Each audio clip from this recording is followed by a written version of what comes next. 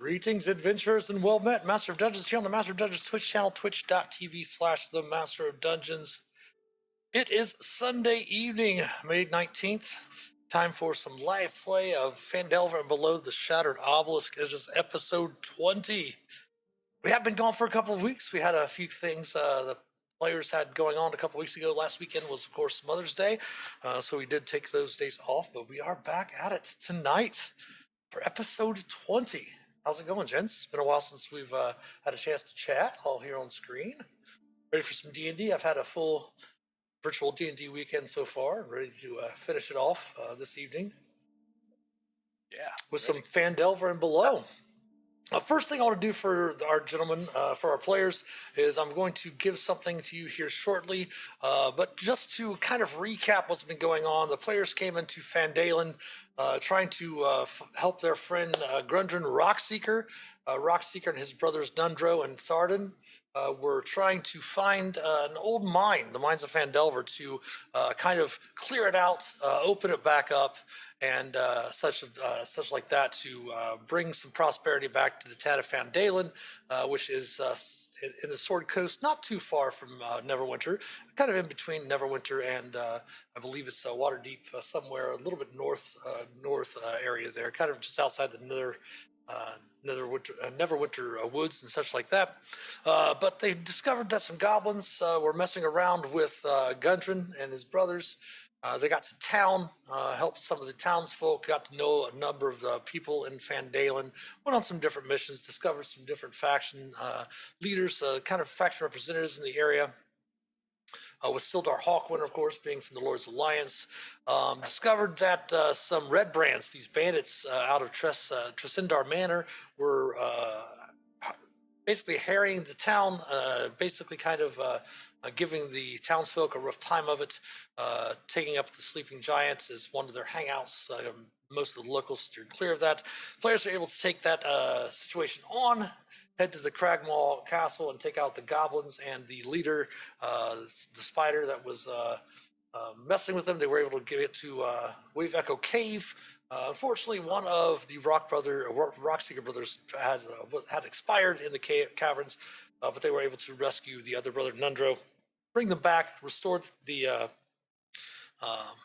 mines, for which I do owe you each 500 gold pieces. Don't forget this. So you got 500 gold pieces. We got back to town, part of your cut from the mine. Coming back in, and they discovered that there were some goblins causing trouble around the town, very odd-looking goblins here and there.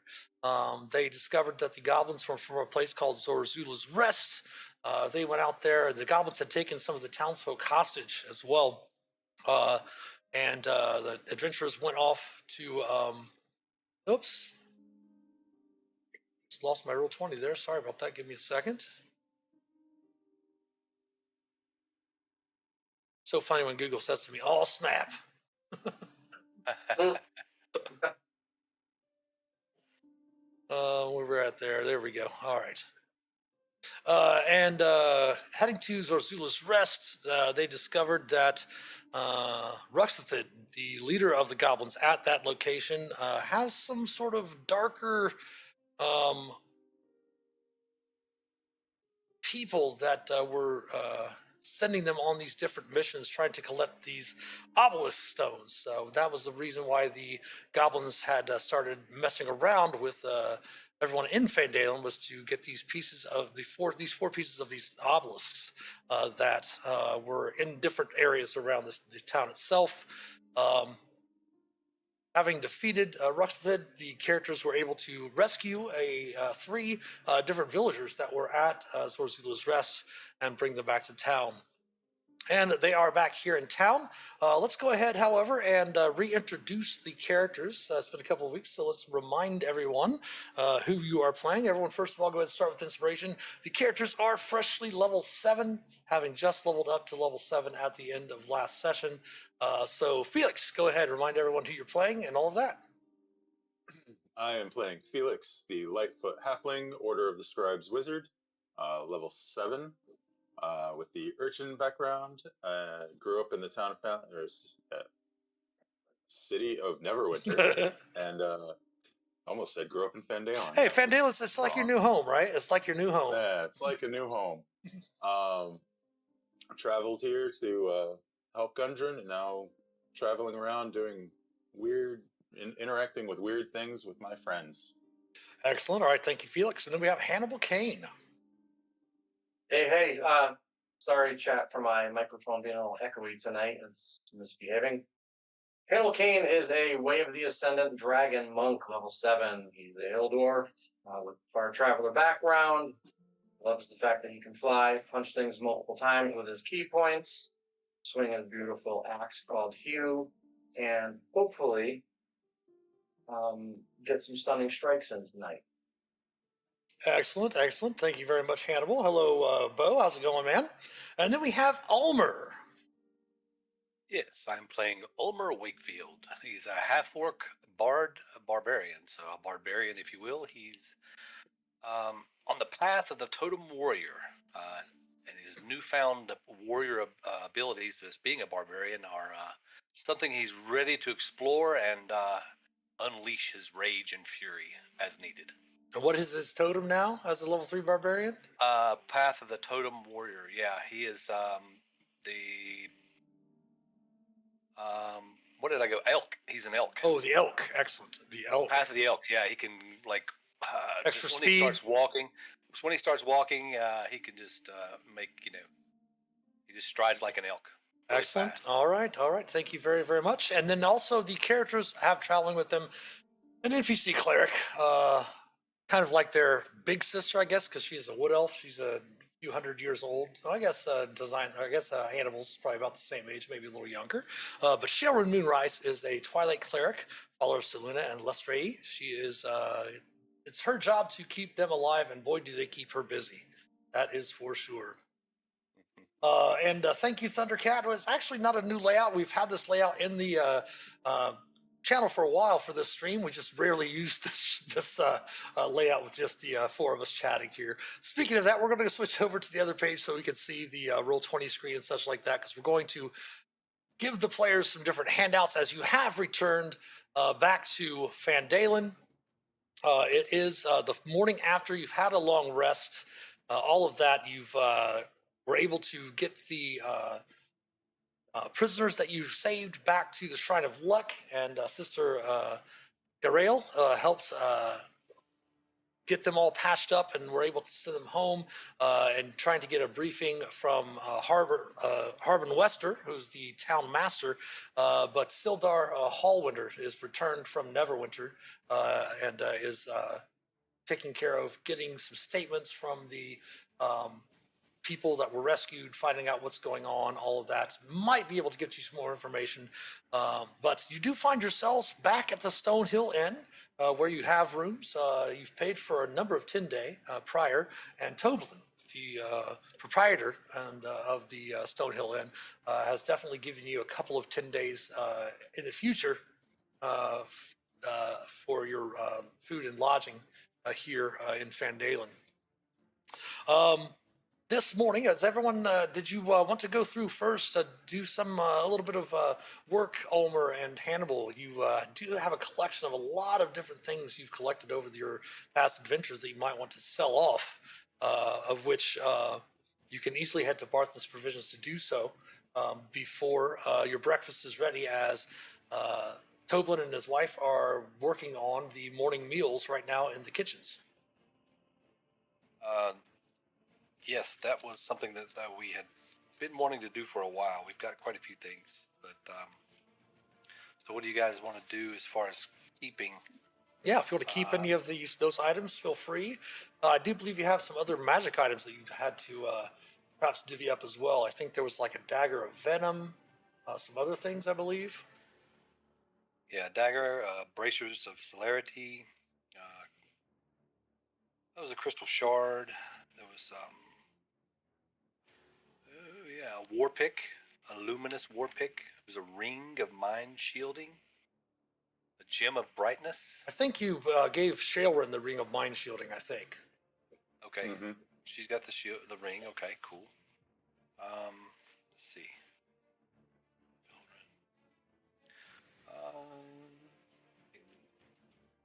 Look at the notes here. I'm to think of sparkly emerald. Did we ever figure out about the sparkly emerald? I don't. Summons an elemental.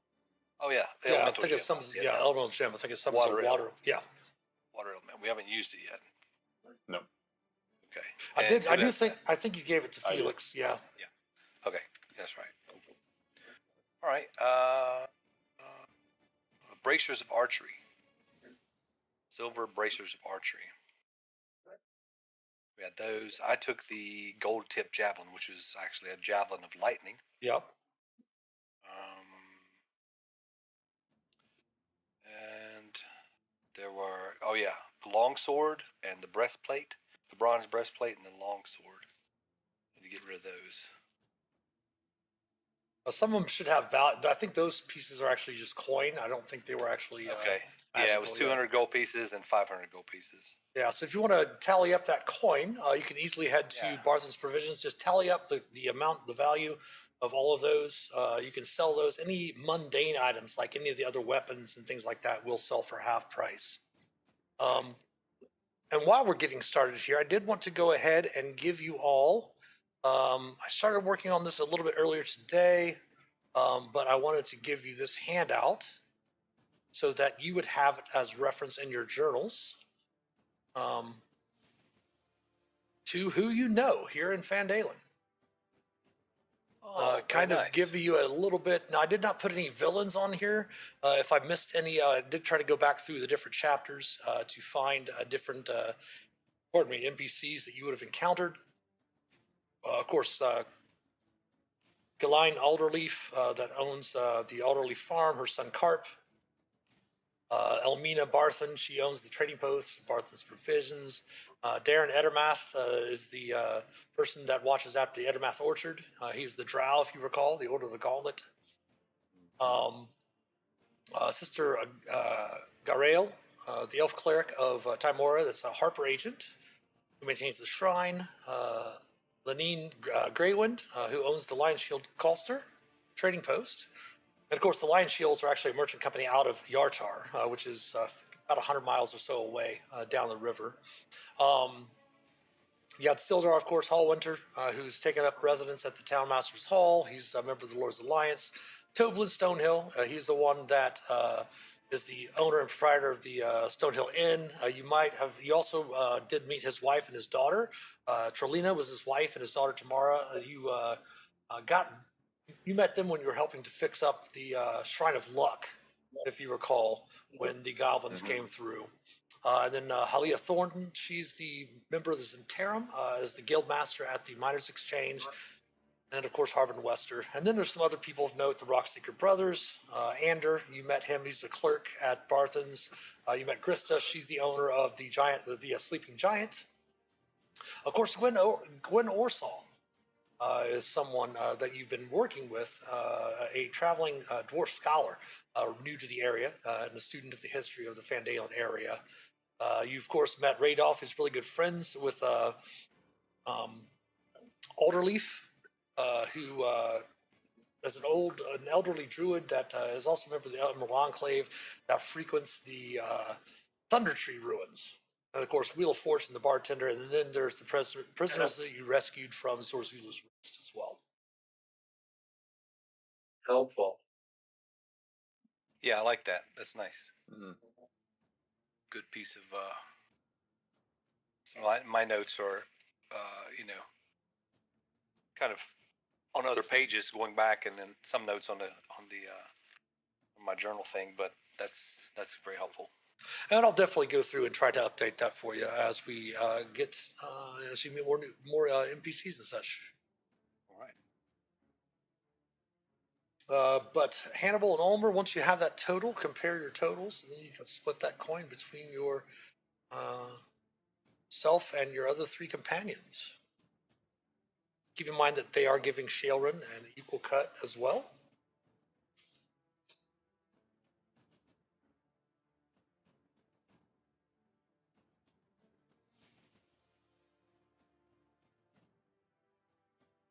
But Felix, as your companions come into Barthen's Provisions, right?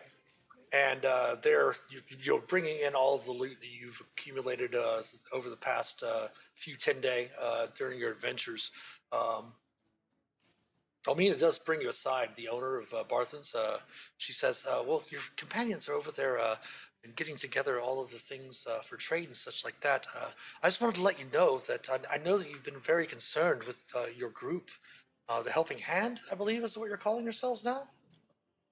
That I believe that's what we're calling ourselves. Yep. Oh, yes, yes. Well, it seems to be catching on in town, but I knew that you were concerned about some of the people that had gone missing when the goblins were raiding. And I would note that Toblin and I did go around while you were off to take care of the goblin incursions. And we did come up with a list. It's not a complete list that we know of, but this is a list of most of the town folk that are missing, that have been missing since the goblins began their excursions trying to find these black shards that you had mentioned. And she passes you over a paper that her and Toblin have gone through and acquired for you. Oh wow, that's a bunch of people. Let's see. And scanning it over, you do see the name of Mildred Merkel, who you were fairly concerned with yourself. The orc farmer whose husband was searching for her in Phandelver. Right. Her name is on there as well.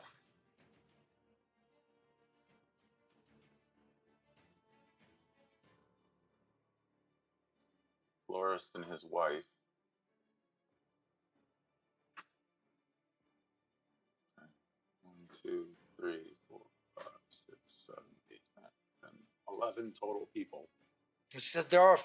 She said that they've created a list of that we know whose whereabouts are still unknown. There might still be others. We're unsure. Some people are fairly quiet and keep to themselves in the outskirts of town. There might be other farmers that have people missing. There might be people that we haven't spoken with yet that have been traveling between village and village to village, applying their wares and such. That might, but this is the list they could come up with to start to help you, if possible. All right. Let's see what we can do.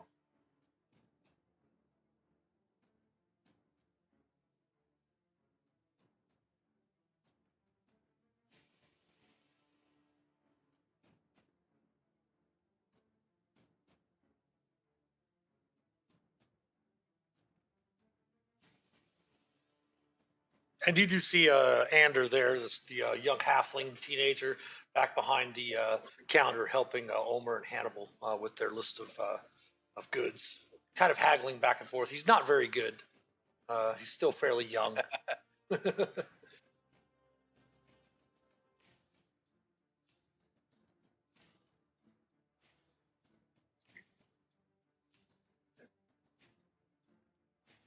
so 56. I'm almost there. I'm just getting the platinum and No worries. silver and copper now. No worries. I always convert all of the electrum into gold for you, so we don't have to worry Appreciate about it. electrum. Hell yeah. Stupid 50-cent pieces. Yeah, what's up with that?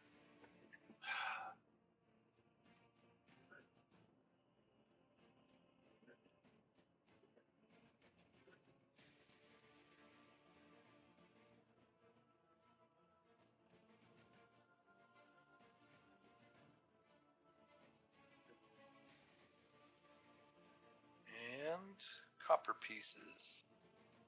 You're doing the copper pieces? Yeah. Heck yeah. 304 of them. 304? Just in that hidden room. Oh. Yeah, don't forget to add outside of the split that you're giving everyone. Everyone, don't forget to add 500 gold pieces because you get 250 gold at the start of each chapter from the rock seekers from the mines. So 500 each? Yeah, so don't include that. Don't include that in your split. Just add Yeah. that to your character sheet. Yeah. Yeah, I did that already. Okay, cool. So yeah, with copper pieces, I had 310.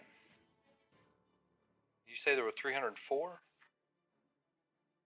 Well, there's probably some extras somewhere. So yeah, 310's fine. 310's fine. I trust him. That's what I wrote down. I don't know. I don't know about the 3-4. 3-4. Okay. So what you got? So I don't want to go first. Mitch, gems sell at what they're worth, right? Correct. Yes. Everything else is. Now, everything sells for what it's worth except for the mundane items, like the special breastplate and that special longsword. Those sell for what they were worth. I think it was like 700 gold total or something like that. So those would sell for their value because they're more ornate. Yep. But like a common longsword, I think's 15. What's a common longsword value? Yeah, 25. Yeah.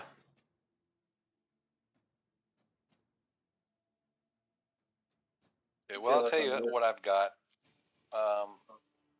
I had a total of 2,865 gold pieces. That's split up to 716 gold pieces, 0.25 each. What was that number you said? 2865. I have 2844, so at least we're close. We're close. Okay. All right. Yeah. Does that include all of the coin and everything? Not the other 500, but yeah. Correct. Not Okay. that includes all the coin except for, and then in addition to that, each of us will get, each would get 716.25. So 716 gold, 2 silver, and 5 copper. So 2 silver, add that. Yeah, the 2 5 would equal out to 2 silver and 5 copper. Yeah. 2 silver. So we'll make that 49. And make that. All right. So after getting all of your things taken care of, dishing out your coin to 716 gold, 2 silver, and 5 copper a piece. Of course, if you wish to have them converted into platinum and other smaller coins and such like that, you can easily make your way over to the coster where Halia will definitely be able to change all of that coin over into other currency if need be. If you want to purchase any gems as well, if you want to purchase your coins, your diamonds and diamond dust and such like that, in case you need to revivify, keep that in mind as well. I think we each bought one before we went in, right? Yeah. I have one 300 gold piece thing of diamond dust in my inventory that Perfect. I wasn't able to die, so There. have it. So Yeah. add to the total of with the money. To die. With the money, add to the total though. I was adding the 2 copper, 2 silver, but there was 14 gold, 14 platinum pieces each, 49 silver pieces each, and 82 copper pieces each. Okay. For Shellren and everyone. Gotcha. 14 platinum. 14 platinum, 49 silver, and 82 copper. That's including what he had just said about the 0.25. Gotcha. Did anyone take the ring of protection? Am I allowed to take that? That's not considered. I didn't take it.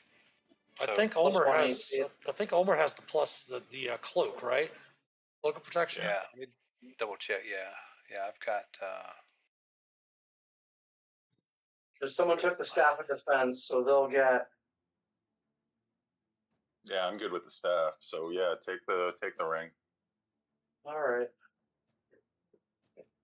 Since I'm a make believe tank. That will Well, we boost got you up to some an potions. 18, right? That should bump me up to 18. Yeah. Going to find it now in the thing and drag it over the right way. In the compendium. What are your thoughts on the potions we had? Split them up how you'd like. Yeah. So what all did you? I had. Trying to find them now. What do you have? Potion of climbing? Potion of flying? Right. I think we took or used the greater healing.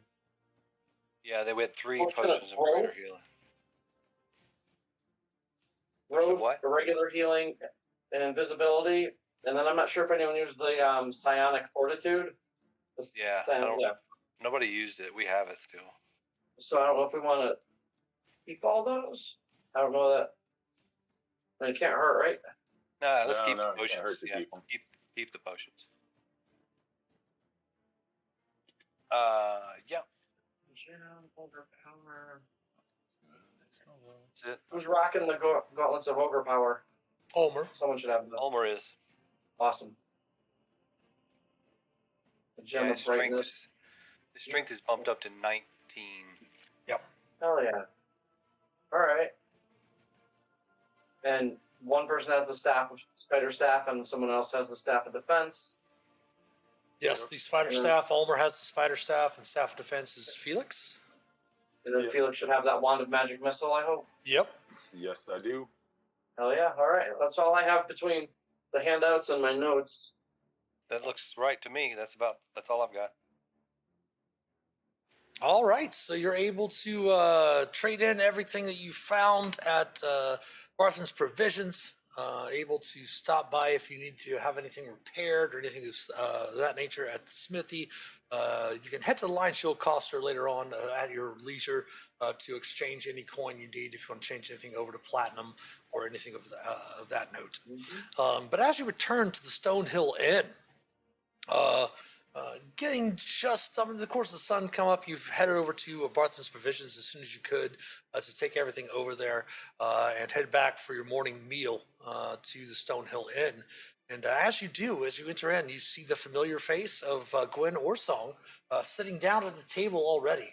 And it seems that Toblin and Trelina, his wife, has already brought out your meals and set down some different pitchers for your drink, and has your food and drinks ready to go. And as you enter into the inn, Gwen kind of stands up a little bit out of her chair and says, good friends.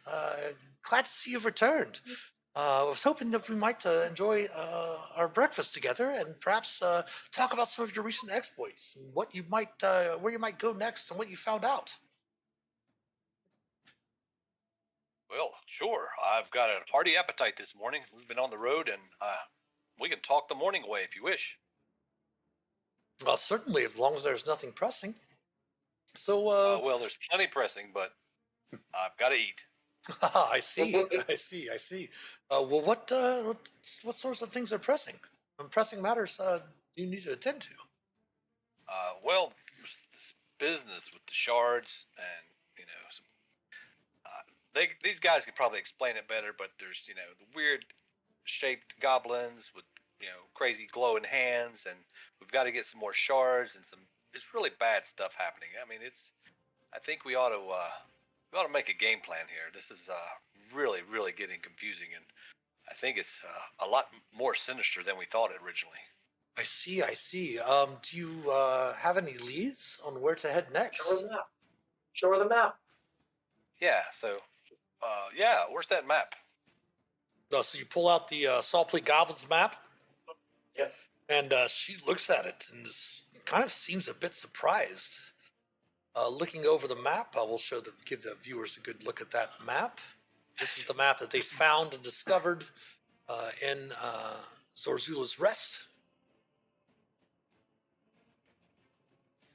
And she's looking the map over, says, very interesting. These locations are not very far. I can say that these old names have sad stories. Talhund means hidden gifts. It's related to the priest of Dumathoin, the dwarven god of secrets, mining, and gemstones. Talhundereth was a great temple to Dumathoin. Many important priests were laid to rest in the crypt of the Talhund beneath it. Academics postulate that the crypt's entrance was protected by a great seal and doorway that only Dumathoin's priests would know the secret to unlock it. She kind of continues looking over the map, glancing around. She says, yes. Seems Giblet's Crossing is near the temple, but it's much deeper underground. It was a trading hub at one time. It grew up where wide tunnels met. Say that one time Deep Gnomes, Drow, and Duergar all once worked together there. Of course, they're all gone now. History tells us that mind flayers surged through the Underdark centuries ago like a terrible tide, consuming or oppressing everyone they came across. Giblet's Crossing fell, Talhundreth fell. Legends say that the mind flayers even breached the crypt of the Talhund. But the mind flayers soon abandoned these sites, and all three locations have since fallen into ruin. From what I can understand, what I remember from my readings, only monsters and ghosts, I would assume, remained. There are reports every once in a while, however, that sometimes followers of Doomethorn attempt to reclaim forgotten treasures or purify the spoiled sites, but to my knowledge, none have returned.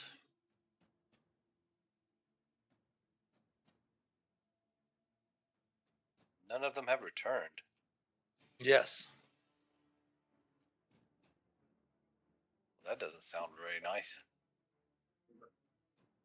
Sounds like they went in there a little unprepared, or really bad luck. If I would suggest starting your search perhaps at Talhundreth, I mean, Gibbous Crossing is a bit farther away, a bit more distance, and the dangers are unknown, but at least I have a bit of knowledge about Talhundreth. Okay. But of course, that is your choice. You would have to go through Talhundreth to make it down into the crypt. And what was the name of the crypt? That's called Talhundreth? The crypt of Talund. Talund, that's it. Talund. Couldn't read my notes there. Talund, all right. And all the markings on that handout are actually also written out in plain text underneath there for you. Okay. What folder is it in? Oh, I didn't even pull it up. That's in your player handout folder. I just put it up there on your screen for you. All right, cool, thanks. Nice. All right. Well, what do you think, guys? Underground? Talhundreth? Dwarven Temple? What do you think, Dwarf? Possibly. Sounds good to me. Crypt. As good as anything. Crypt is nearby. Crypt of Talhund. Well, follow the river. Looks like it goes right through the hills, Star Metal Hills. Of course, Ulmor is, always scratching his head and gets very, very confused about what's going on, all the details, because of his low intelligence and wisdom. But then when a map comes out, he's like, oh, so he breaks out his navigator tools and he kind of starts thinking. And he's like, oh yeah, I know what this is. Yeah, he's quite skilled at that. So Yeah. he's like, yeah, that sounds good. We'll go by the river. We'll head through the Star Metal Hills, and hopefully we can find the entrance. So Ulmor, as you and Phelix are chatting about that, Shae, it's been about an hour or two sitting here having your morning meal with Orsong, discussing what you found, discussing the different ideas and such like that. Shae kind of reaches over to you, Hannibal, and nods to the bar in the common room, and you see that Tamara, Toblin and Trelina's daughter, has come in, and she seems a bit flustered, and she's chatting with her mother and father behind the bar. And you see Toblin kind of breathes up and takes a deep breath, and you see he kind of put his hand on his wife's shoulder. She seems a little distressed at the moment, and he kind of looks and makes eye contact with you, Hannibal. And he kind of... All right, I'll tap Ulmor on the shoulder and wander over to see what's up. Okay. And Orsong, if you wish to join them, Phelix, you can, but Orsong's really definitely there to chat with you if you have any questions or to answer any questions for her. And as you get up there, you see Trelina kind of take Tamara and head back into the kitchens. And Tobin looks up and says, oh, friends, you've done so much for the town, but it seems that Pip hasn't returned from playing in the fields southeast of town this morning. What he was doing out there, I'm not really sure. He does tend to wonder. Him and Carp both have a little bit of adventurous spirit to them. But you have to take a few moments before midday and head down to the southeast of town to see if you might search the field to bring Pip home. Of course. Southeast, sure. Through the Alderley Farm fields. On that direction, on the other side of the farms, probably another mile or two outside of town. He likes to run the fields with him and Carp. I'm not sure if Carp was with him. I don't believe so. Tamara said that they were playing and she decided to return home. She thought that Pip was with her, and then by the time she got back to the edge of town, she couldn't see him. Well, of course, yeah. I'll go on a walkabout and try to find him. Find out what happened. Absolutely. And Ulmor continues scarfing down his meal and puts his navigation equipment up and stows away the map and is ready to go. He said, "Oh, all right, guys, I'm ready to go. On the way back, though, I wouldn't mind stopping and getting this shield an upgrade, maybe even a new shield, a better one. I've been practicing with it a lot. I think it could be really useful if I had a really good shield. But until later, let's go find this youngster." Sure. So Shaelin, of course, stands up and is ready to head out with you as well. And Tamara and her father will take you to the edge of Alderley Farm to give you kind of a sense of where they were and what direction they went. And once you're there, go ahead and give me a survival check to see if you can't find some of his tracks through the field. Should be fairly simple. Okay. Not a problem. Very nice. Glad it was easy for you. Yeah, so this field, the fields are fairly high, about waist high, shoulder height to Phelix, about waist high to Ulmor, about chest high to Hannibal, and you're able to start following Pip's trail. You follow the trail for about 2 miles and come up to an area where it seems like there's an area of the fields that don't seem to really be growing in this area. There seems to be a bit of rubble here and there. And everyone give me a perception check.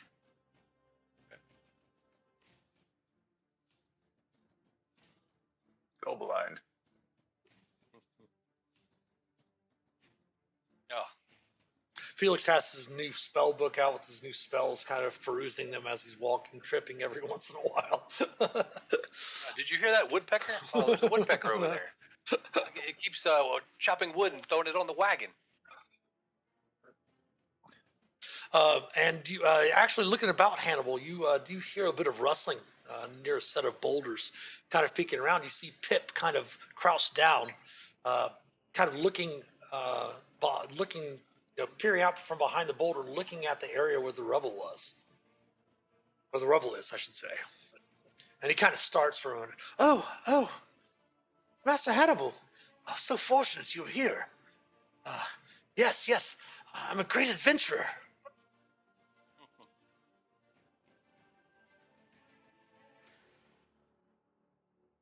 There are creatures over What are you there. doing? Oh. Over where?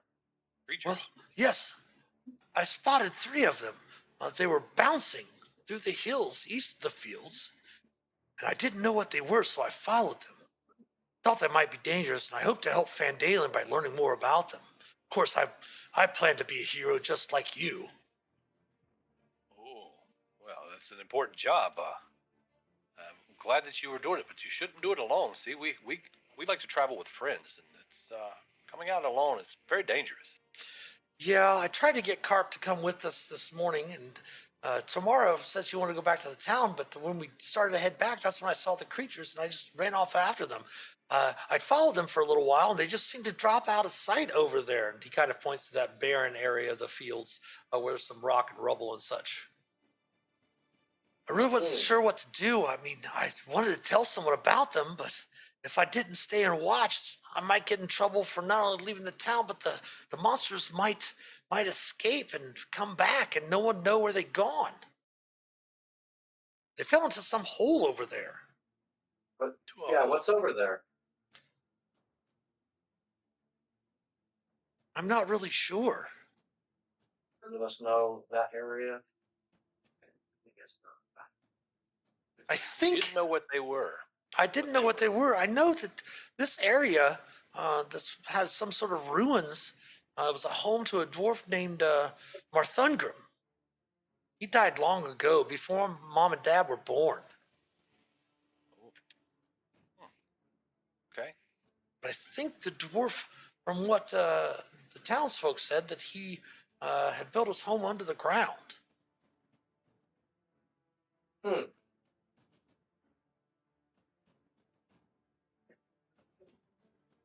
Well, we should go over there and check it out. But Pip, why don't you stay right here?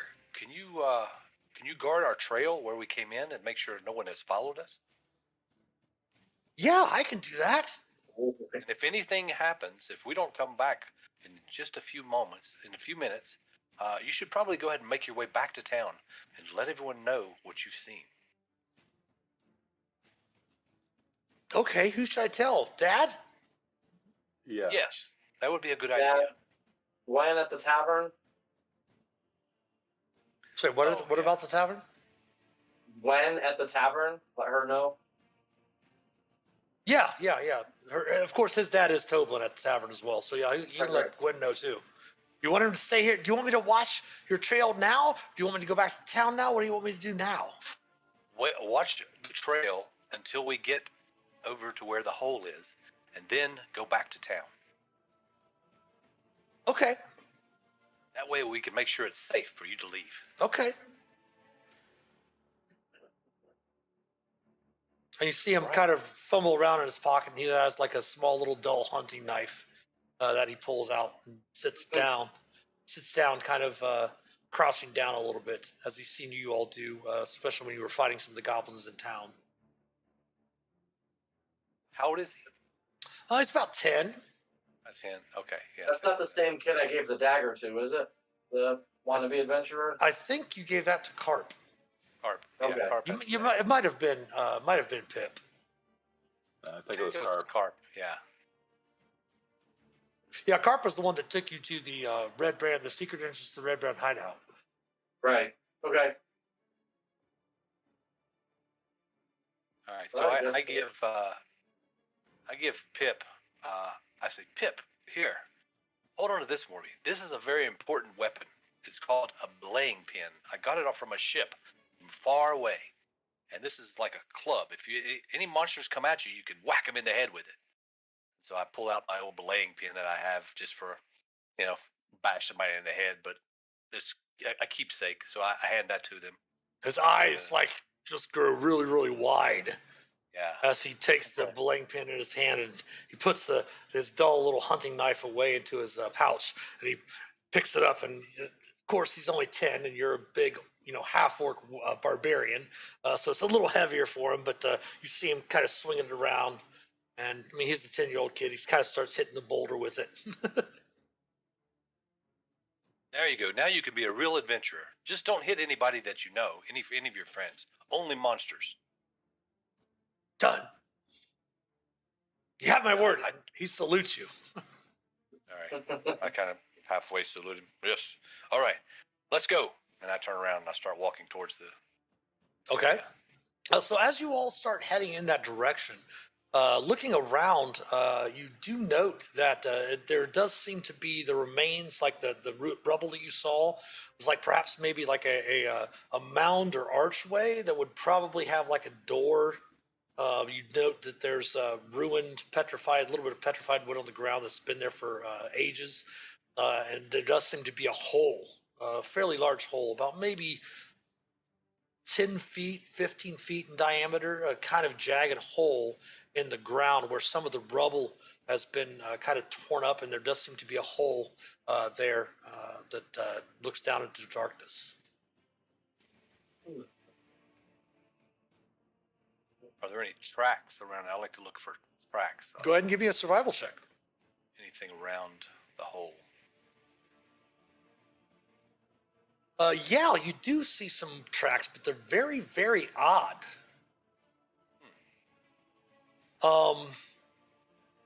They don't seem to be like clawed tracks, like from a beast or anything of that nature. They don't seem to be footprints like a humanoid or anything like that.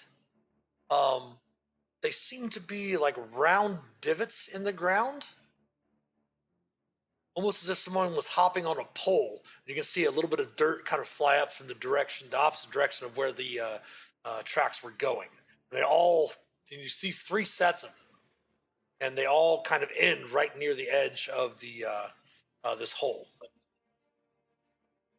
Well, this is Did strange. say they were bouncing. That's what Pip told you. Yeah, this reminds me of Neverwinter, but you may have seen them. I don't know. Felix, do you remember the fairs in Neverwinter when those clowns and jugglers and acrobatics, they would bounce on those poles and walk on stilts? Yeah. We have an escape, a lost circus here or something. What's going on? Can only hope it's something so simple.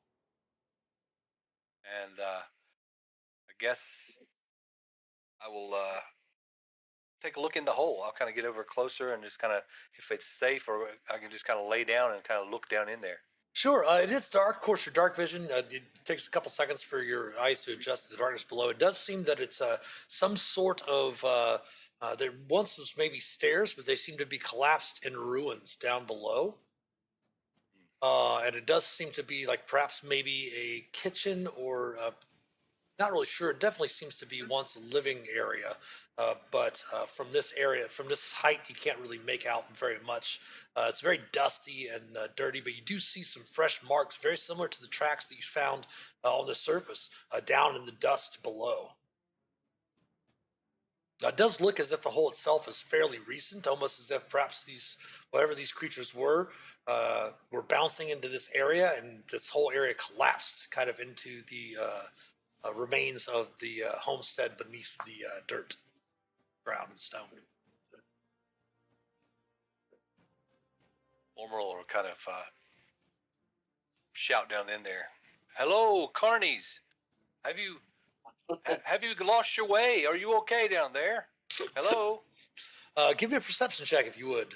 All right. For anyone else that's up there too, Hannibal and Felix, feel free to give me a perception check also.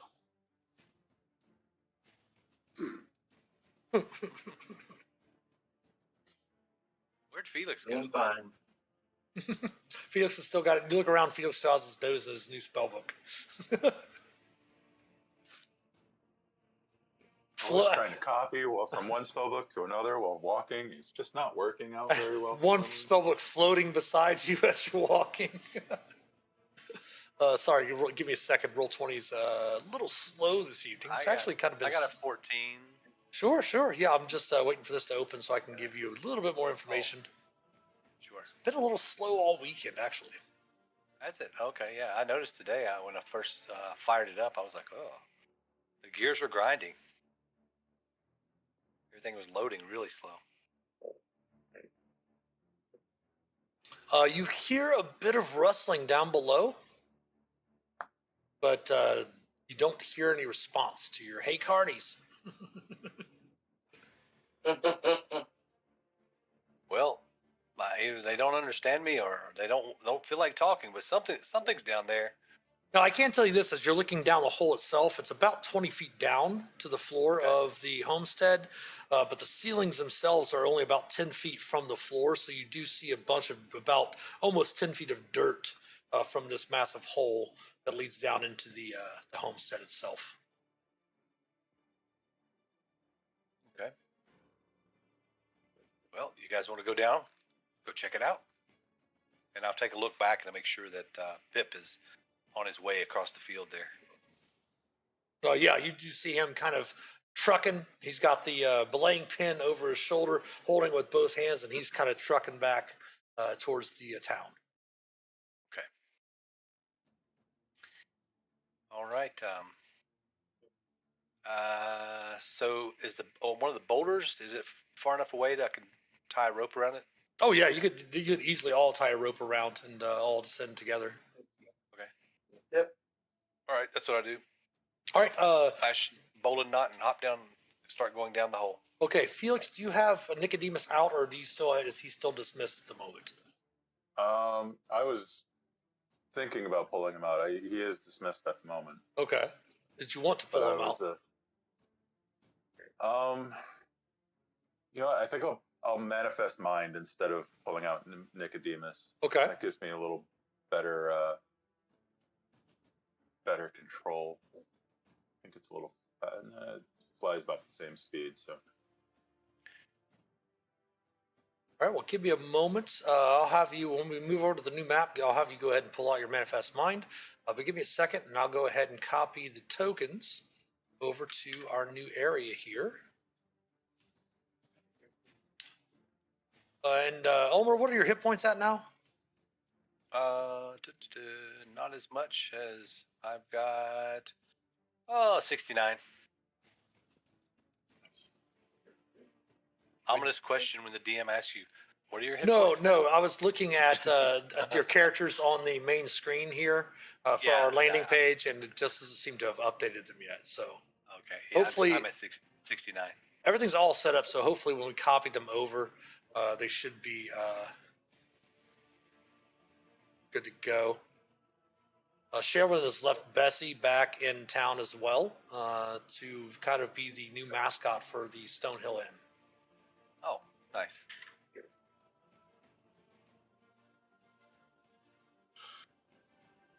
Bessie the Badger.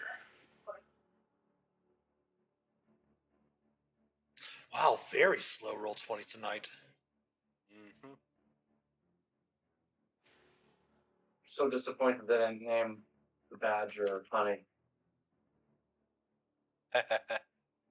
Such an easy win.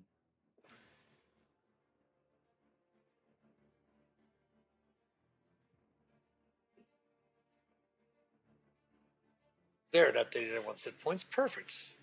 We'll zoom in a little bit as this is a very small map. And we'll bring you all over to this map.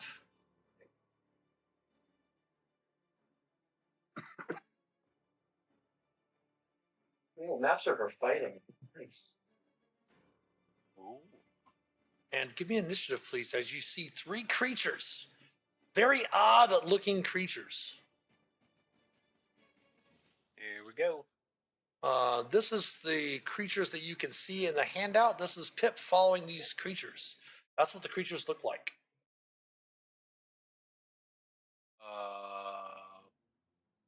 Way to go, Pip. Those are some strange carnies if I've ever seen them. Definitely pogo sticks. Now you see what I meant by the tracks, right? Oh, yeah. mm-hmm. Adorable.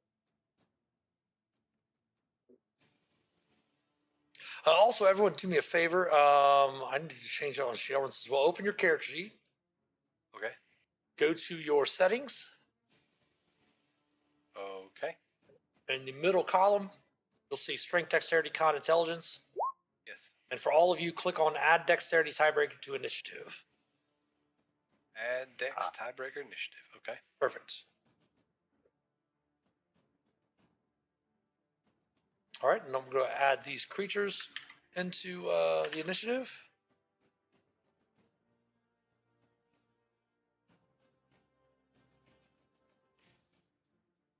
Eventually, ooh. We'll sort. And Hannibal, you're the first to react as you all slide down your ropes from the opening above. And you see these 3 creatures right here ready to engage you. All right, I'll go 5, 10, 15 up to this one. I don't even have a clever joke, so I'm just going to swing Hugh at this creature that's ready to attack us. They're plants, right? No. All right. 25 hit. A 25 indeed will hit, yes. 11 damage.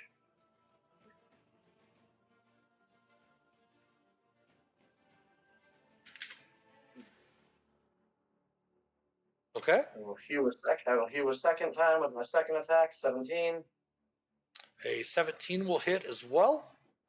Yeah. 15. And then I'll just take a single unarmed strike against this one, hitting the wall. Hitting the wall. Yes, indeed. Joyous. Anything else? That is it. All right. The odd creatures are up. One is going to stay right there on you, Hannibal. This one is going to hop over here to attack Ulmor. This one is going to hop over here to attack Shaelrin. But before the monsters go, that timer means that it is about time for an ad break. So we are going to take a small little ad break here. Go ahead and stretch your legs, refresh your beverages, use the restroom, grab some snacks, and we will come back on the other side of the ad break and see what these strange creatures, these aberrations, do in response to attacking the characters. So stick around. We'll be back shortly.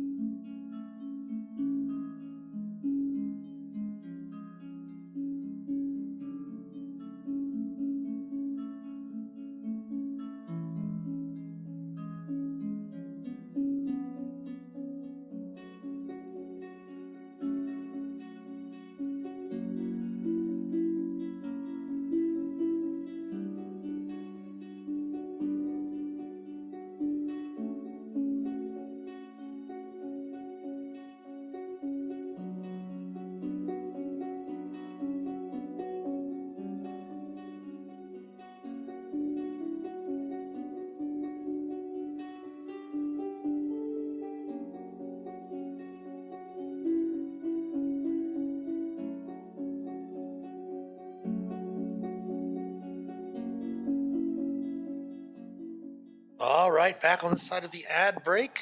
Thanks for waiting for us. It is the creatures, these strange aberrations. It is their turn. We do have one on Shaelrin, one on Ulmor, and one on Hannibal. Seems we got a little bit better.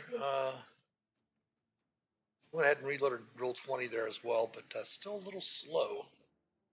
Trying to get the creatures' character sheets to pop up, and there they do. All right.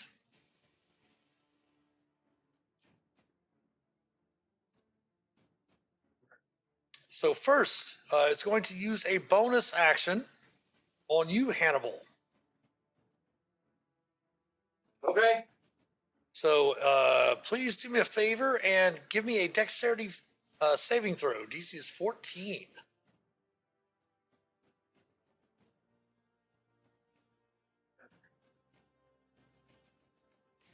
Alrighty.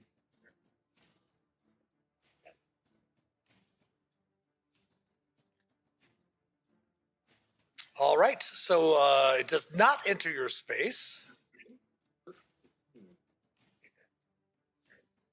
That was its bonus action. And then with its action, it's going to attack you with its slam, AC of 19 Just hits. for 16 psychic damage. Nice. The same thing for Ulmor. Ulmor, please give me a dexterity saving throw, DC 14.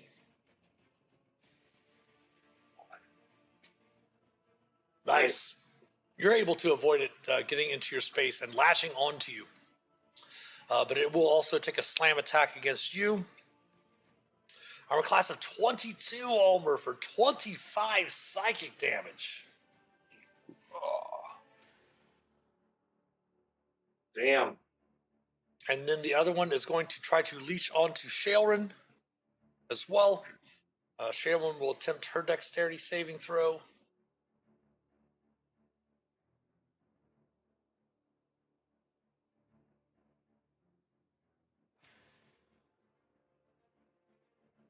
Maybe. Oh, she will fail. No. So this creature is going to latch onto her.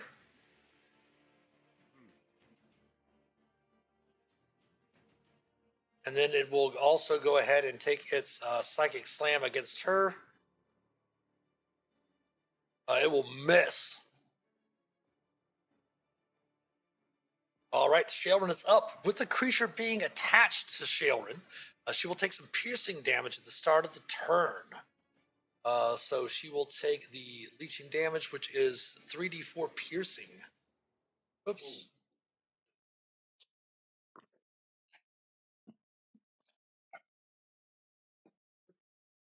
Five piercing damage to Shaelrin.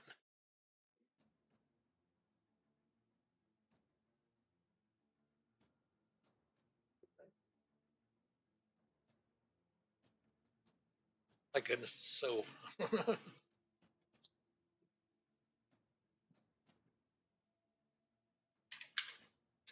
we go.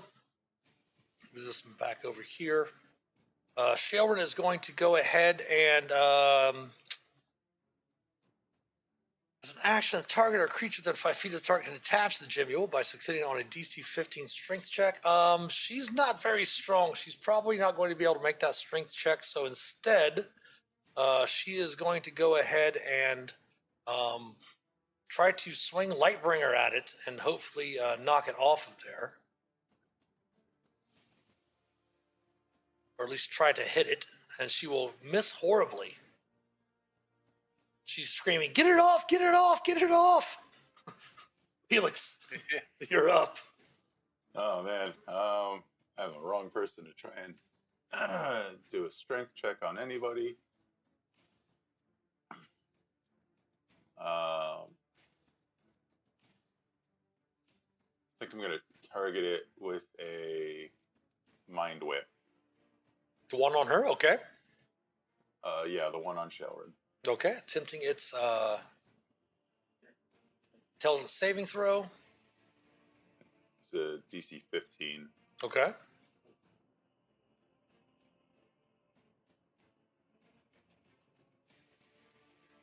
It will fail.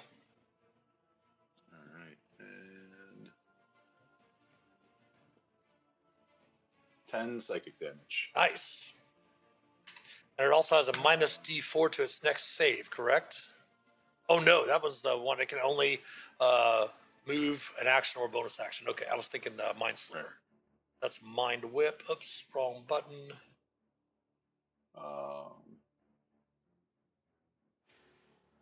Can't take a reaction until the end of its next turn, so I am going to move back here.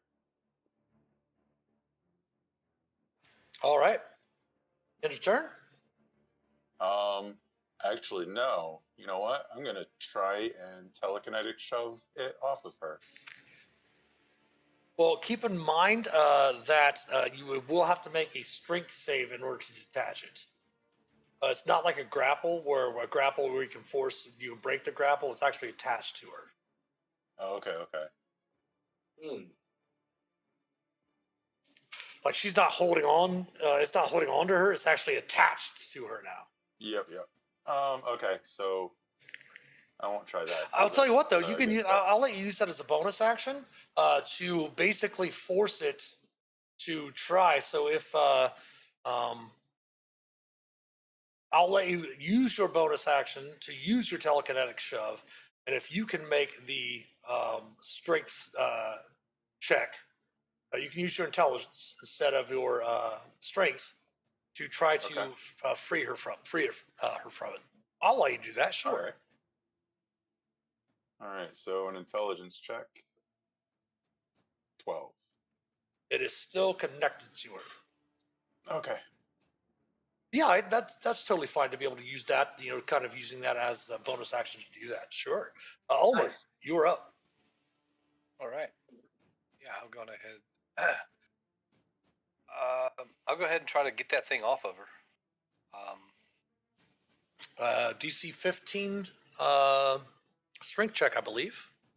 Yep. And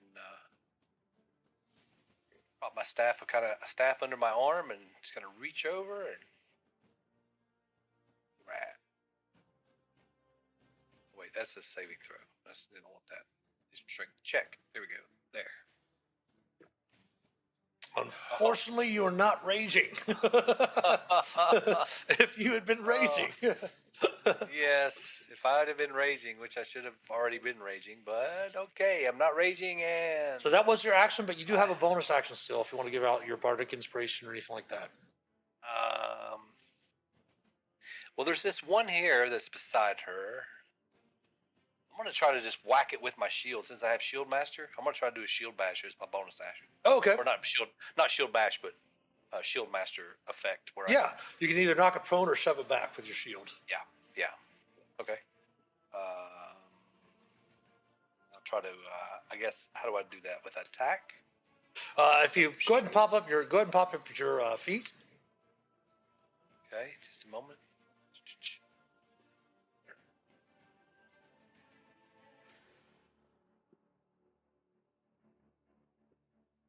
Actually, you can't use the bonus action for that because you have to take the attack action on your turn in order to use it. Gotcha. Okay, I skipped that part. Okay. Can't do that. All right. Bonus action then. We'll give Phelix the bardic inspiration, magical inspiration. Okay. Yep. Top of the round, Hannibal. You bet. I'm gonna hew the one to my 3 o'clock. Okay. That will hit. 13 slashing. Nice. I will second attack you. 15 will hit. 15 hits. Nice. Ooh.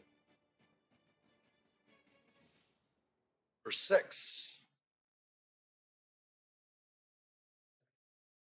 Not sped up any at all. A little bit. I'm gonna burn a key point and do a flurry of blows. Okay. Try to get one of these out of the picture. 21. That will hit. Oof. Nice. 4. Okay. Second one. 13. Will miss. course. End of turn. That is, let's just step down there. Staying engaged, but drop down block. And that's my turn. All right, the creatures are up. This one, yet again, is going to try to leash onto you, Hannibal. Go ahead and give me a dexterity saving throw, please. You bet. Doesn't look like the ring of protection +1 on saves is going in, but I'll try to figure that out later. Let's see here. Okay, gotcha. Yeah, we'll figure that out here for you after the session. Yeah. All right, so you're able to dodge it. It's still going to take its psychic slam attack against you. AC of 7 will miss horribly. The next one on Ulmor is going to try to leash onto you as well. Dexterity saving throw, DC 14.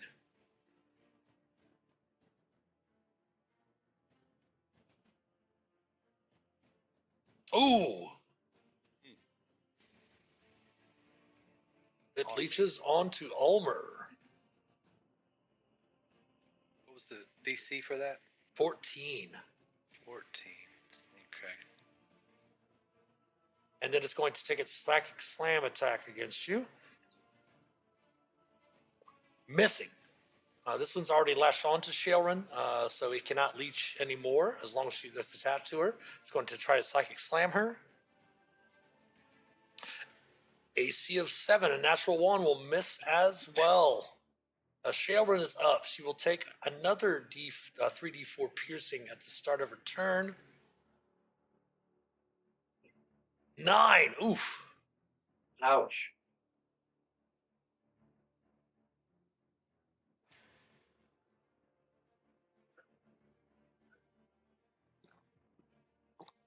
For some reason, it's very, very slow to choose between these tokens. I don't understand what the deal is tonight. All right, she is going to use her action to throw up her Twilight Sanctuary.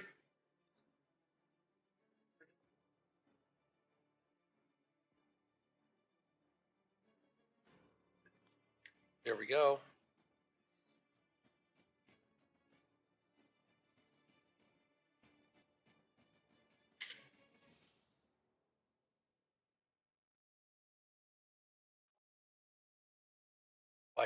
Why did that show up and then disappear?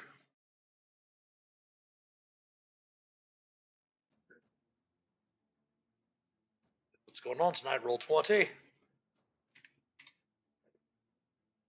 Save settings. All right. Then she is going to use her action or her bonus action to drop a healing word on herself.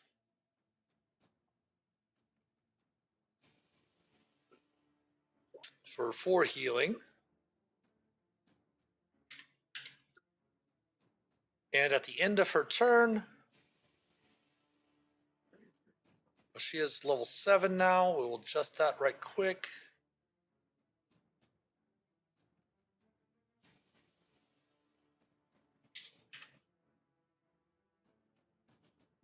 So at the end of everyone's turn, everyone will gain 12 temporary hit points. And that brings us around to Phelix.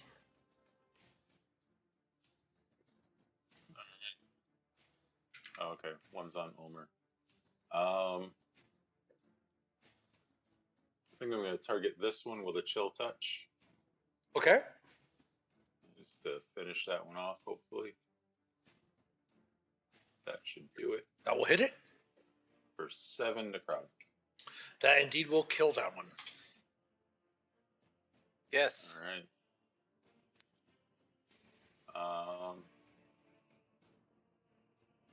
And that's my turn. All right, Ulmor. At the start of your turn, you will take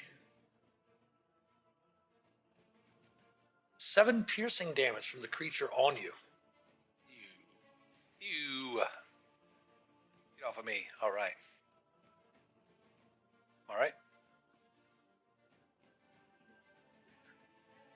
Okay. Well, I'm I'm going to rage because I don't like this thing.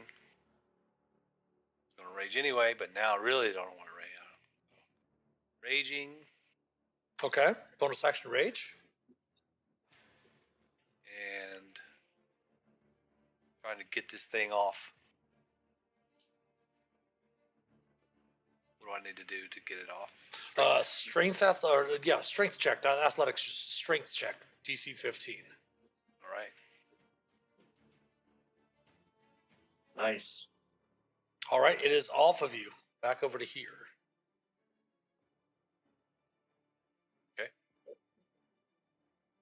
All right, and that was bonus action and action, I guess, in turn. I wanted to say, though, that I can, with my shield, I was with my shield feat here, Mhm. I can add, I have a +1 shield, so I can add 3 to my dex save. Ooh. I think that's... the AC, Yeah, go ahead. correct me if I'm wrong, it says the AC bonus for the shield is 2, and then mine's +1, so it's a total of 3. So if I do any dex saving throw against a spell or other harmful effect that targets me, so would that Targets count? only you, yes. Yes. Okay. So if it was targeting me with that, and I had to make a dex saving throw to avoid that psychic or whatever it is. Yeah, as long as it targets you. Plus, if you're have to make a dexterity saving throw to take only half damage for something, you can use reaction to take no damage if you succeed on the saving throw. Oh yeah, right on. I see it at the bottom. Okay. It's like fireball, stuff like that. You can put your shield up as a reaction. All right, that was Ulmer's turn. Top of round 3, Hannibal. Back around to you. Felix did finish off one of the foul beasts, or aberrations, I should say. I don't know if I could hit that one on Shower without hurting her. I'm going to go after the 6 o'clock one on me. Okay. Into Hugh. That will hit. Cool. I will re-Hugh. That will hit as well. Hannibal seems to be on his game tonight. I was practicing rolls during the week.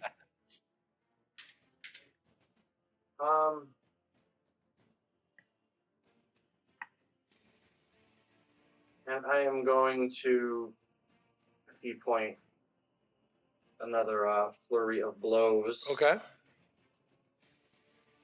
15? That will hit. Yep, 15 will hit.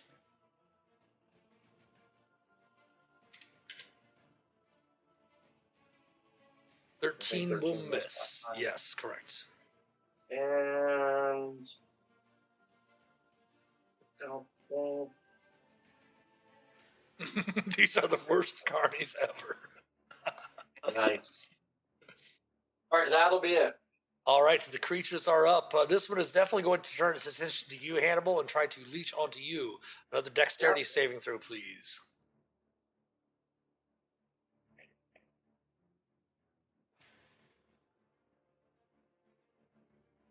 You are able to successfully dodge out of the way of its leech ability.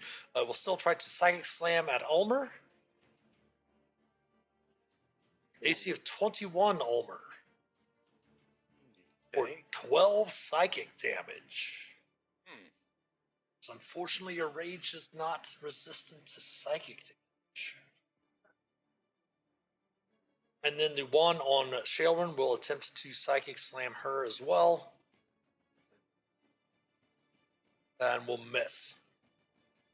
Shaelrun is up. Don't forget to take that off of your... don't take the actual damage, Ulmor.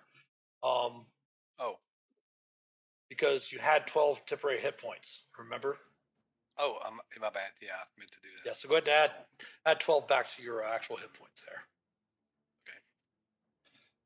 Okay. And that brings us around to Shaelrun. She is going to take some damage at the start of her turn. Which is 5, which will take off of her temporary hit points. Move this one back down here.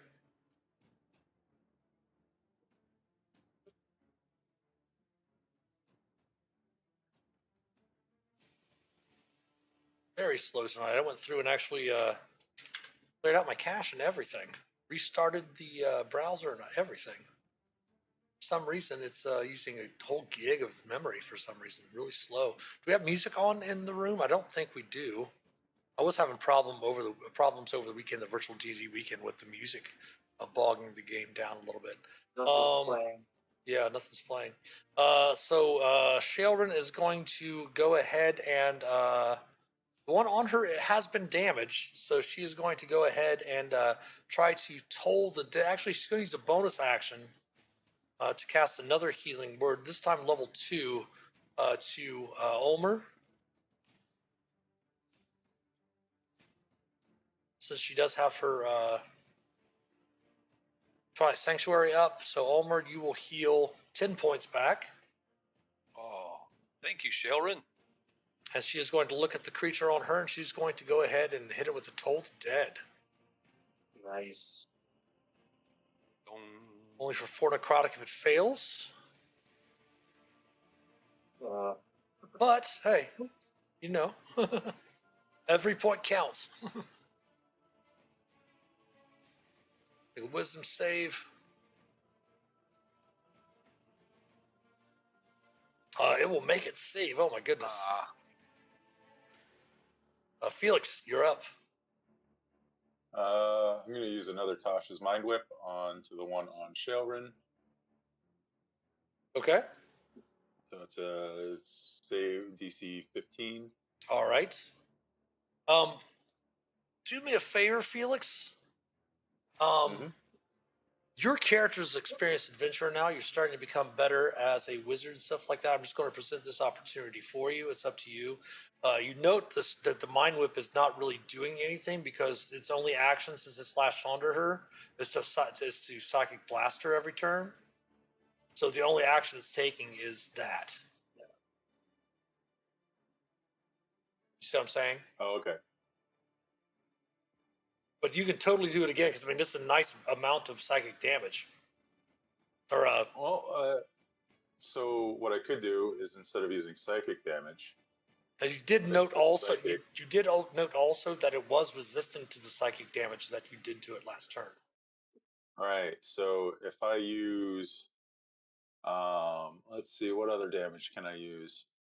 If I use lightning damage instead, With because your I Mind have Whip? Dragon's Okay. Breath as a second level spell. Yeah. Use the Mind Whip, but use the lightning damage. I can do that. Okay. So still same spell save DC. 15. Intelligence. Oops. Intelligence, not wisdom.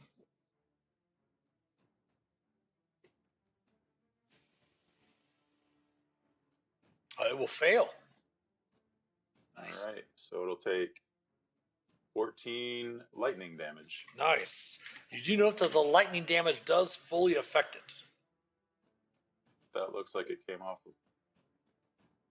No, it's off of this no. creature. Okay. Yeah.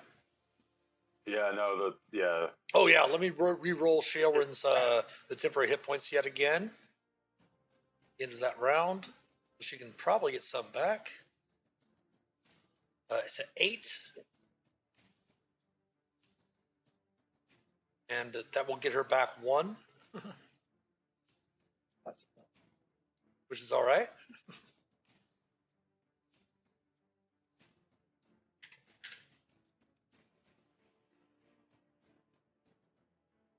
All right, and yet again, it is mind whipped again. Anything else, Felix? No,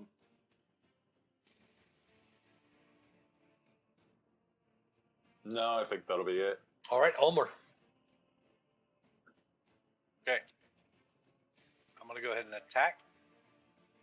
Try to smack the one that's holding her. Okay. Spider staff, swinging it wide and striking true. Oh, Yeah, you are. Yeah, you will. Nice. boom. So All 18 and 22 points total. Oof. Bam. It lets out a squeal. A squeal. It squealed. Did you hear it? It squealed. I want to bash it again. Oh, I can't. Anything else for Ulmor? You'd shield. I can bash it? shield. I can shield. I can try to hit the. Well, it's attacking her. I don't know if I can. I'll tell you what. I'll let you do with the shield bash the same thing that the telekinetic shove would have done for Phelix if you want to try that. Oh yeah, sure. Okay. So just Go ahead and bring up your shield mastery again, and we'll walk you through there. okay. Boom. There. So what you can do, use a bonus action to try to shove the creature. Basically, what you can do is you make a contested check. Your strength athletics versus its strength athletics, or its athletics or its dexterity acrobatics. Okay. So go ahead and give me a strength athletics check. Nice. Woo. And you are raging, so you did have an advantage on that, but 27 is still great. It's amazing. And it will attempt its dexterity acrobatics check. It will fail, and you do indeed shove it off of Shaelrin. Nice. All right. Okay. Yeah, that's in turn for me. I was envisioning smashing with the staff and then coming around just hitting with the Boom! shield Knocking on it the right second. off with the shield, yes. Yeah. So go ahead and take your 8 temporary hit points at the end of the turn. And Hannibal, you are up. All right, since it's working so well, I'm going to hew this one to my 6 o'clock. That will hit. Oh.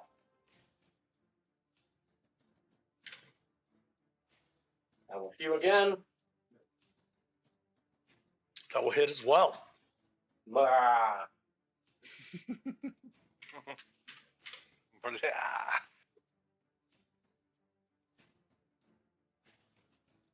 Key points. You can't take them with them. I will flurry of blows again. Okay.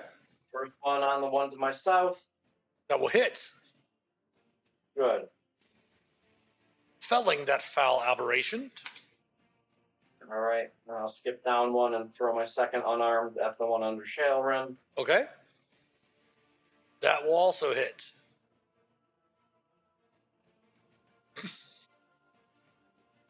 Ah. Almost. Leaving it with what? 2 hit points? Ooh. 1 hit point? 1 hit point. Nice. At 8 remaining. Now it is at 1. I growl at it. All right. End of it. It is its turn. It is going to try to leech onto you, Hannibal. DC 14 dexterity saving throw, please. Oh, so that's a 12 plus the 1 from the ring of 13. 13 is not enough, as it does leech onto you this time. But because it was hit... Oh. That doesn't count, sorry. Correct, yeah. But because it was hit by Tasha's Mind Whip, it can only take a bonus action or an action. It can't do both. So it cannot hit you with its psychic ability, and Shaelrin is now up. She is going to go ahead and attempt to swing her Lightbringer. Oh, don't hit me. Oh. And she's going to miss as you screamed out, "Don't hit you!" And she missed, flying into the air. Phelix, you're up. Let me roll her hit points while Phelix is up. I mean, let's take a chill touch. See if we can Chill, little dude. I put my head down 14. and give it a kiss right before Phelix kills it. A 14 hits it on the number. Nice. And 7 necrotic. Which kills the creature off, taking For the it win. out of combat. Oh, yes. Start picking the creature out of my chest hair. Thanks, Phelix. Sorry, Hannibal. I like it. All right, so the creatures have died. You have no idea what these creatures are in any way whatsoever. You've never seen anything like them at all. No. Although Gwen or Song might have some idea of what the creatures are, perhaps maybe Felix, you might be able to, with her, maybe do a little research or something like that to find out what they are. But you probably would need some sort of example of the specimen if you want to take some of that back with you. Yeah, I don't know what we'd put it in. We don't have a bag or anything. Oh, I'm sure we've got a sack or something that we can just toss it in. All right. How big are they? They were small creatures. Actually, they were tiny. They were tiny. They were actually tiny creatures. Tiny. So even Yes. smaller than me. I have a pouch. Put one in a pouch. All right. Yeah, you could put some. I mean, it's very gooey and almost gelatin-like state of the creature. Ew. Some sort of gemule. Mm. All right, let's raid this home. Raid the home. Looking around again, this did seem to be some sort of maybe perhaps dining or living area, perhaps maybe even a kitchen at the same time here. You do note that there is an old rusty, as you move up over there, Hannibal, you can see down in this room, there's an old rusted stove. The chimney, of course, from the stove has crumbled down from the area above. Which would have had a small shaft that led up, but it's long since collapsed in. The shambles to the north is of a bedroom. The bed, obviously, with the ages of the passage of time, has deteriorated the belongings in there. The chest is old. Looking through it, there doesn't seem to be anything inside. Oh, Felix, sending your manifest mind into the southern room, however, you do note that there seems to be a skeleton lying on the ground in front of a shrine. Go ahead and give me a religion check, if you would, Felix. All right. Ulmor, you can give me a religion check as well if you want, once you get down in there. With your 18. jack of all trades. Nice. I'm a monk with religion. No, yeah, if you have a religion, go ahead. I was like, yeah, great. Yeah, Ulmor took some in religion there at one point. He was feeling Yeah, a he little did. pious. He was feeling pious Ooh. working with that. So an 18 for Felix and a 21 for Ulmor. You definitely can tell that it is a shrine to Dumathoin. Oh, Hannibal, I'll give you advantage since it was a dwarven deity as well. You also know with the 17 that it is a shrine to Dumathoin. You also note that the skeleton is about the size of a dwarf. So most likely this would be Marthungrim's corpse. Let me go ahead and put his name in your chat for you.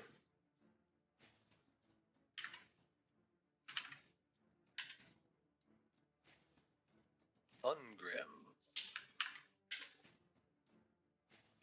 There also is a very dusty journal lying beside the corpse as well.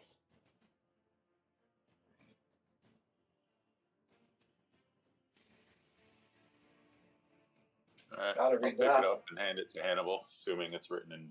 Yes, Dwarven. and indeed it is. As you open up, you see the familiar Deathic runes of your homeland, Hannibal.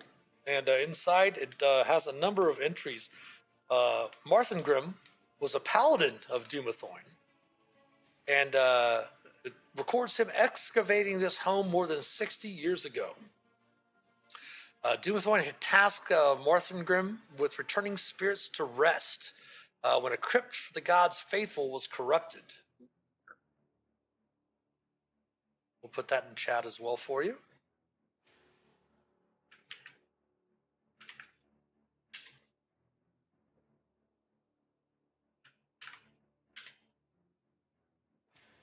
He learned that crypt lies beneath the temple called Talhundreth, but the temple teemed with dangerous monsters. Crypt is protected by a lock with a puzzle The Dumathoin's faithful could solve easier than others. Looking through the journal, you do not note anywhere the puzzle's answer is not included in the journal.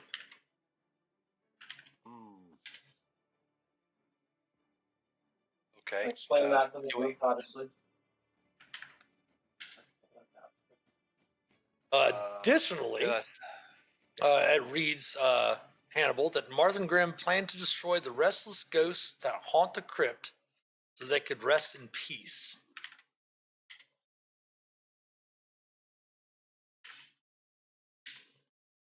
And that Martha Grimm returned here to his home, badly wounded by a creature he described in the journal as a rolling heap of tentacles. And his very last entry described that his wounds were getting worse.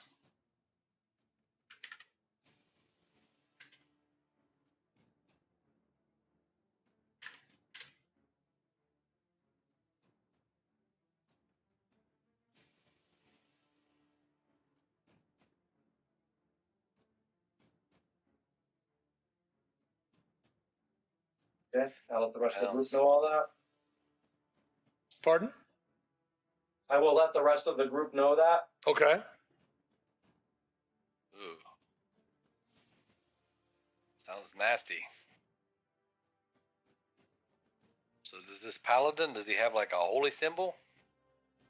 Or anything? You don't see any. He might have had one at one time.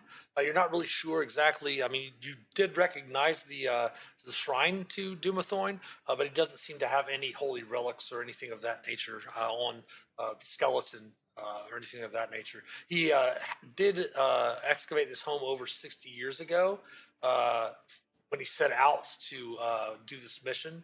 So it's been well over 50 years since he's passed, and obviously he's just a skeleton now. Gotcha. And because I like getting stabbed by curtains, I will come over here and look at this curtain on the wall. Sure. Oh, the curtain. It is a tapestry with you see with the exploits of Dumathoin on it and such like that. Moth-ridden, lots of holes in it. Not really worth anything at all. Make a dex save.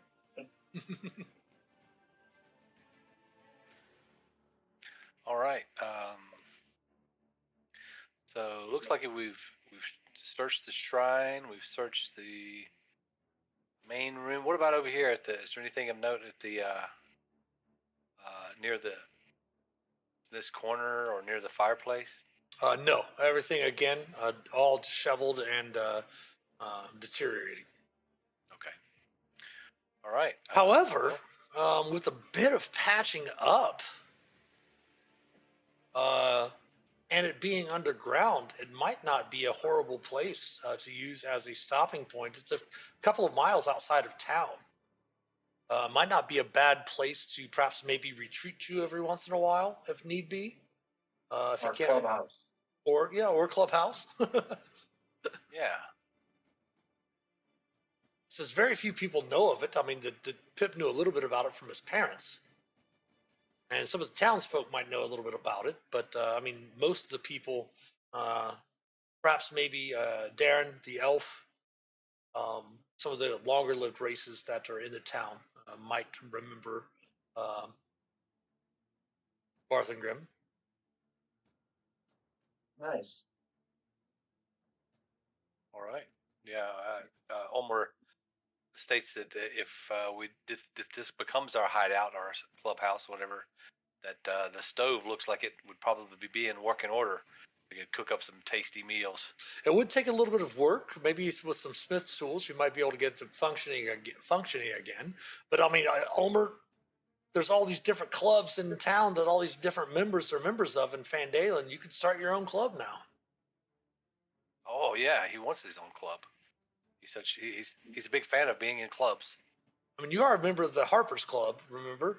Yep, the Harper's Club. Yeah, start his own own branch of the Harper's Club. We call it the Looters.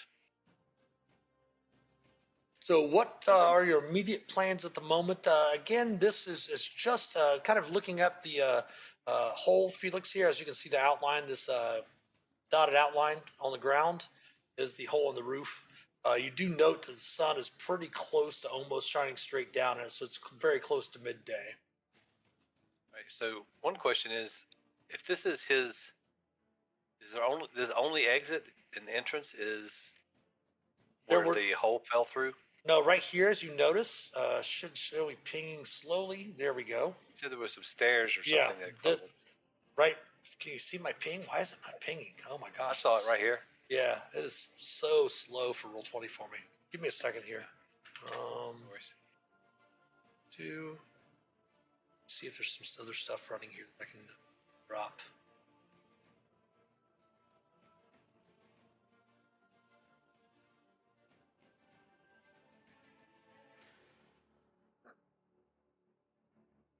Not really.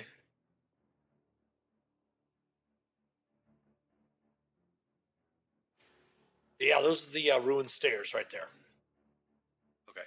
And as I mentioned before, there was like that the rubble up top. That was like perhaps maybe there might have been a door, an entrance area that would have led down the stairs to come in here.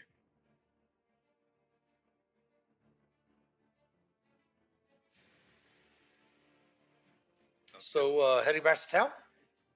I think so. Does everybody want to go back to town? Ready to go? Yeah. Let's bring this pouch full of remains. Okay. And the My journal friend. with you as well? Oh yeah. Yeah. Mm-hmm.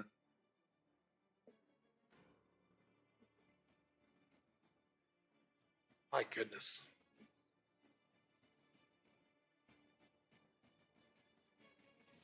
Rolling heaps of tentacles. It's barely even letting me move from map to map. This is insane.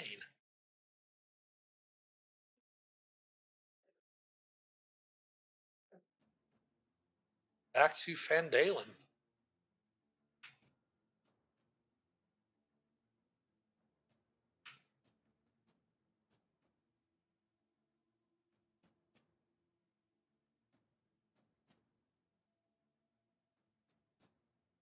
Oops. There we go. So having returned back to Phandelver and finding Pip and ensuring his safety and making sure he gets back to the town, the Stonehills are completely thankful, and they actually, Toblin and his wife actually say that for as long as you're in the area, you have free room and board at the Stonehill Inn. Never have to pay for another meal, another pint, or another bed, as long as you're here in Phandelver. That's all I was hoping for, so I guess we can stop here. Say what? Free pints for the two of them. That's a right. oh. But you do see. We won.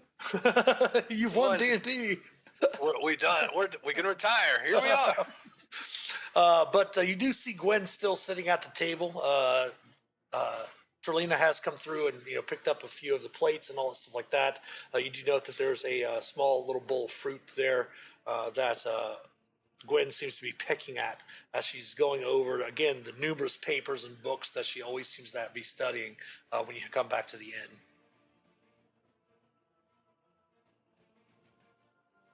All right. Yeah. Obviously, go show her this corpse remains.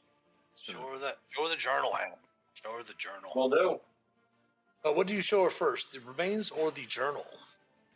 I think the remains first. Starting to ferment already.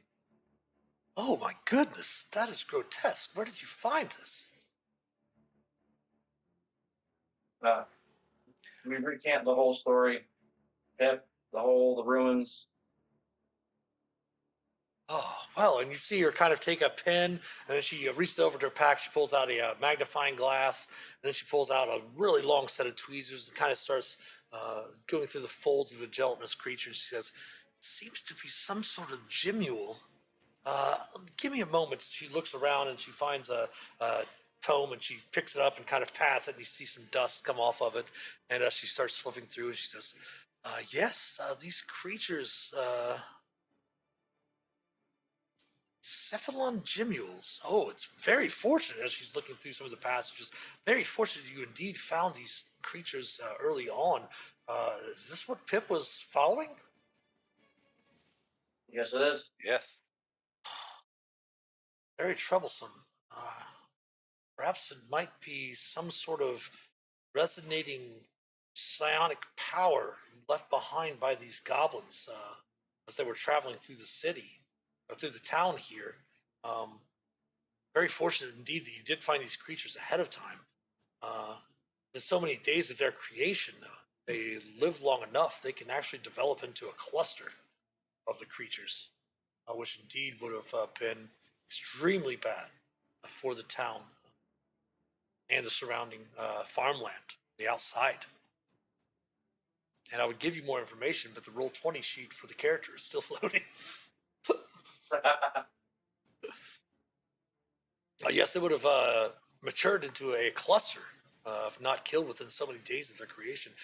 They do seem to have magic resistance as well. Did you witness its leeching ability? Sharon kind of looks around at the rest of y'all and still cleaning off some of the muck from the creatures.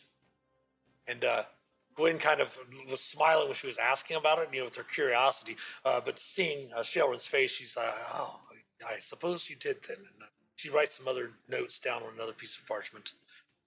What is this? And she kind of pulls the journal towards her. Well, Yeah, that's his journal.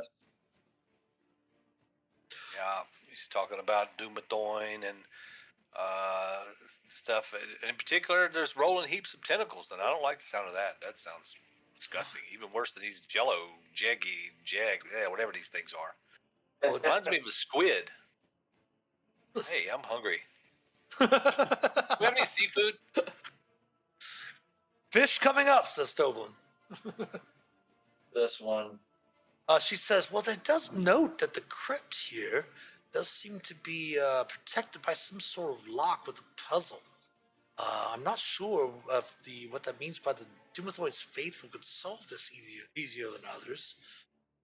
But very interesting indeed. Very interesting, yes. I do recall some of the heroic tales of Marthengrim. He was known as Marthengrim the Valiant. Indeed, a true paladin of Dumathoin. Sought to do good, especially when it mentions here he wanted to lay the ghosts to rest. Very, very noble indeed. Yes, yes. Is his abode still worthy of moving in there, perhaps? Well, it's already been claimed, apparently. There's a group that have already decided that they wanted to live there, but they'll be happy to have visitors, I think. Oh, Definitely. You met some other inhabitants out there? No, I was talking about ourselves, Oh, I we're see. We're gonna move in I see. Well, I see. temporarily, as we travel. Well, how about this in exchange? She says. I'm more than happy to perhaps travel out to this location, and perhaps I can start cleaning up a bit in between my studies. It would definitely give me a nice, quiet place to study. Oh, well, yeah, the space could use a lot of cleaning up, and I didn't feel like cleaning it up. I was already thinking about how to fix the stairs, but sure, yeah. Plus, I think Oh, that we might be able to find a way to perhaps maybe um, give Tamara and Pip and Carp and some of the other children here in the village something to do. Uh, they all do kind of idolize your group. And if they knew that we were out there cleaning up and helping out, such like that, they would really feel like they were being able to lend a hand. Plus, it would help keep them out of trouble. oh, yeah. Good luck with that, but yeah, sure. That sounds like a good idea. Just be mindful of daggers and belaying pins. She kind of looks odd like that, and then she actually takes her quill and writes down and jots down that note. Okay. Sure. I think that if we're gonna catch any after our I guess it's lunchtime now. It Go is ahead and indeed. have a good lunch, and we may have time to head.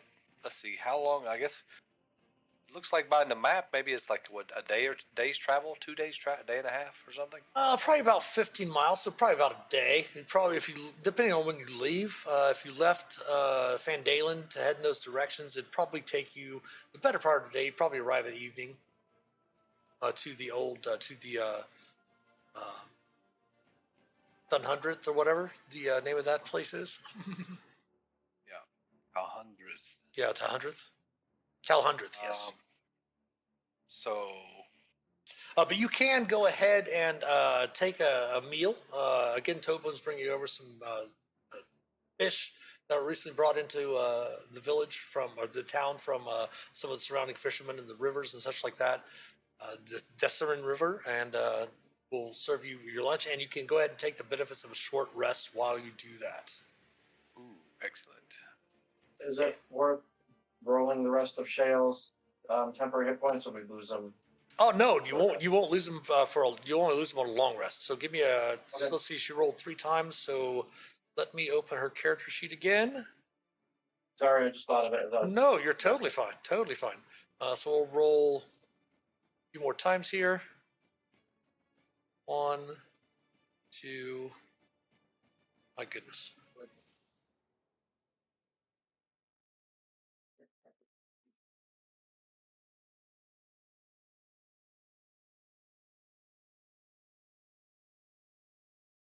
So slow coming through. Oh, 1, 2, 3, 4, 5, 6. There we go. So everyone can have 13 temporary hit points. Nice. Hey, nice, very nice.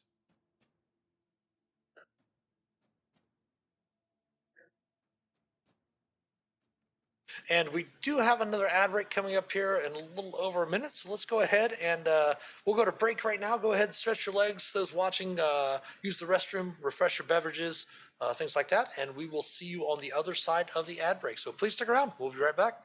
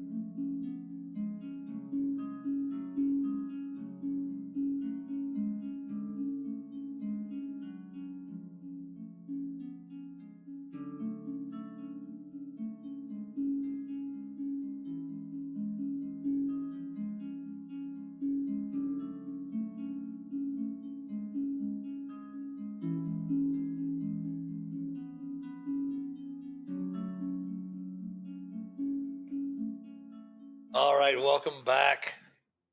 The characters were able to finish a short rest while they had their midday meal. And as you're finishing up your meal, you do hear a couple of the locals come into the common room. Some people, of course, eat at their homes, such like that. A number of them come in to, socialize, get some local information, things like that. And go ahead and everyone give me perception checks as you're sitting there finishing up your short rest. Your short rest has finished.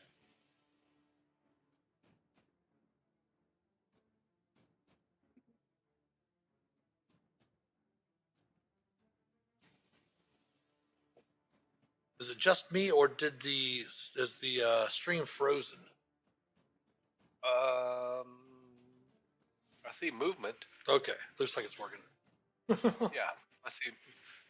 This is our first evening back in a couple of weeks. So we're going to have a few glitches here and there, perhaps. Maybe, I don't know.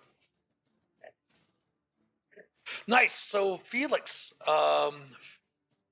oddly enough, you're sitting there scribing some spells into your spell book using your quill and such like that. What fly and greater invisibility, I believe, is what you added in there. That is. While you're resting, and you actually hear over here as Hannibal's kind of a little distracted, watching Ulmor just shove fish after fish after fish into his gullet, hungry for seafood, talking about tentacles, and then squid and octopus, and then finally just said, I need some seafood. But you hear some of the locals chatting a little bit, and you hear them mention that one of the old Narth, one of the farmers just north of Phandelver, he was having some problems with his cow Daisy. It seems that she escaped from his farm just north and ended up eating some clover that were growing nearby. Very odd-looking clover, and it seems like the cow itself, that the clover seemed to affect Daisy with some sort of disturbing malady. Oh boy. Okay. Poor Daisy.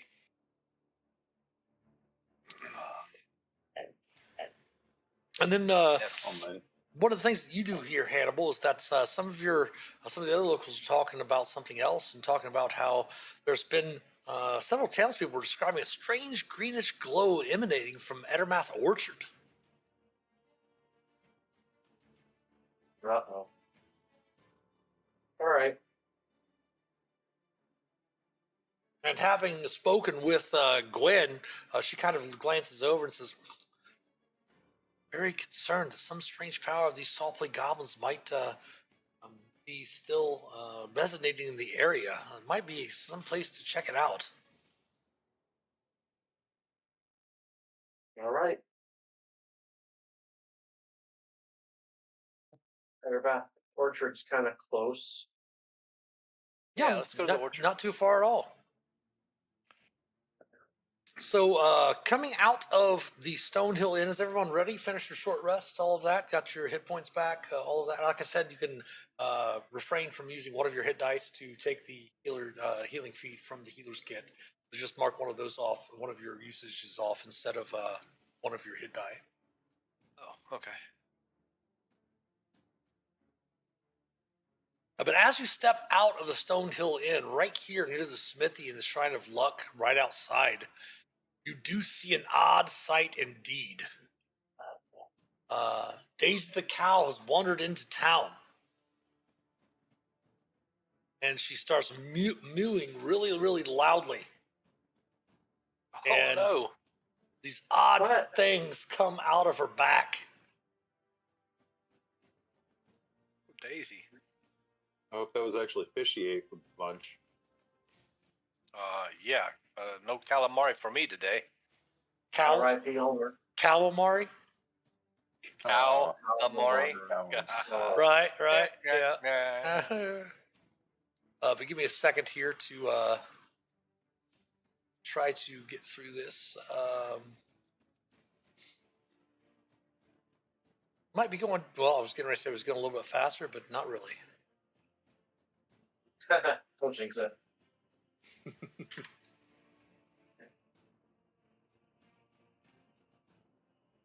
Bad form, Shmee, bad form.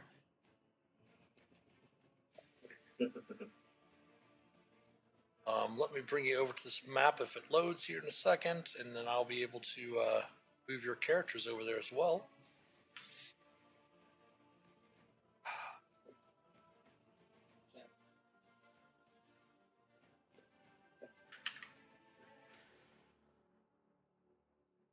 There we go.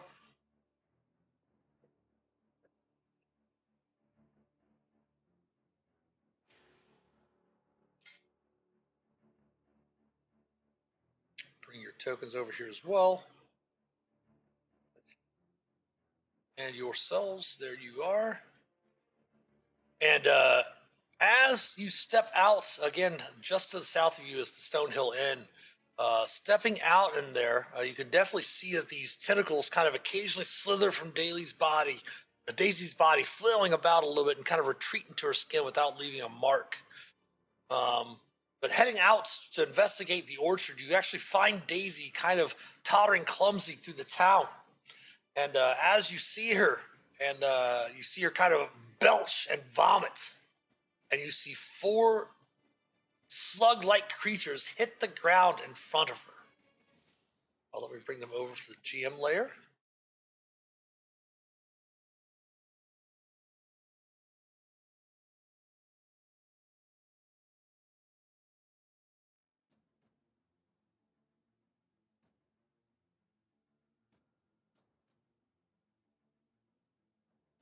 Initiative, please. Oh boy.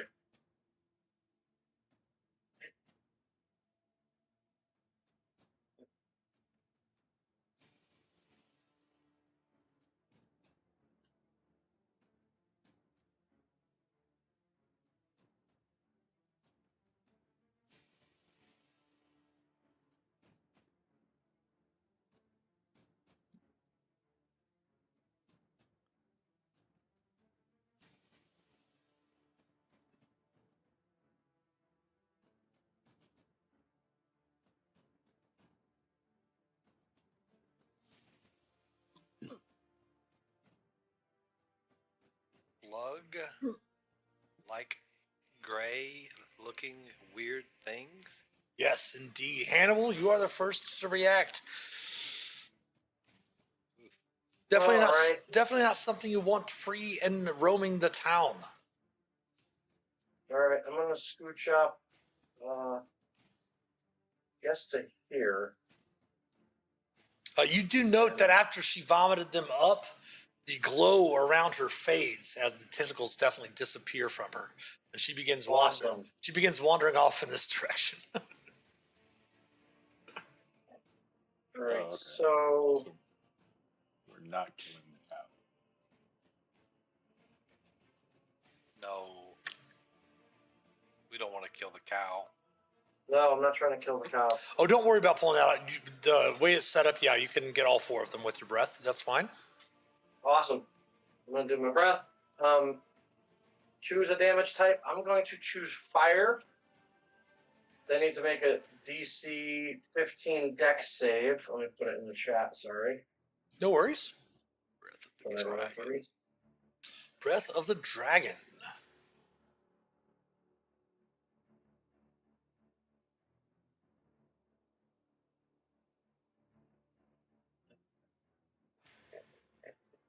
All right. Your martial arts die is still a D6, or is it a D8 now? I'm looking to see if it's D4 or D6. I don't know. Game rules. Monk.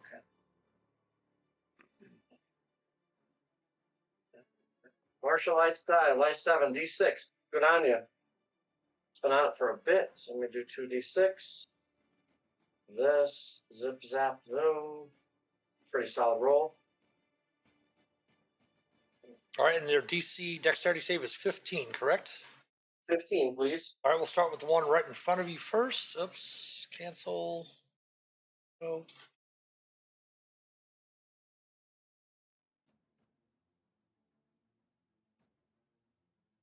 Man, I've never seen it. It wasn't even this slow over the weekend. It will take the damage, but you do note that it is resistant to fire damage. I was contemplating.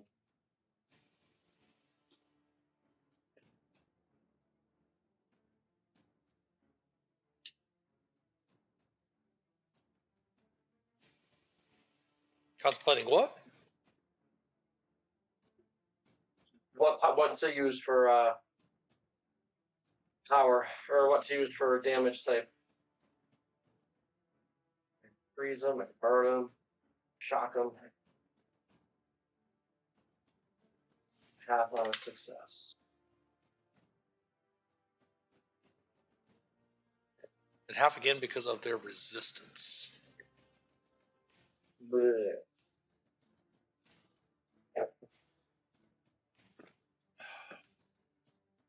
And one of them does save. You did note. Yep. All right, and that was your action. Anything else? Any bonus actions? Bonus action, I am going to unarmed strike this one twice with a flurry of blows. Well, keep in mind this. When you take the attack action on your turn, you can replace one of those attacks with an exhalation of draconic energy, so you still have your second attack. True, thank you. I forget that. So I will hew at this one in front of me. Okay. AC of 14 will hit. Oh.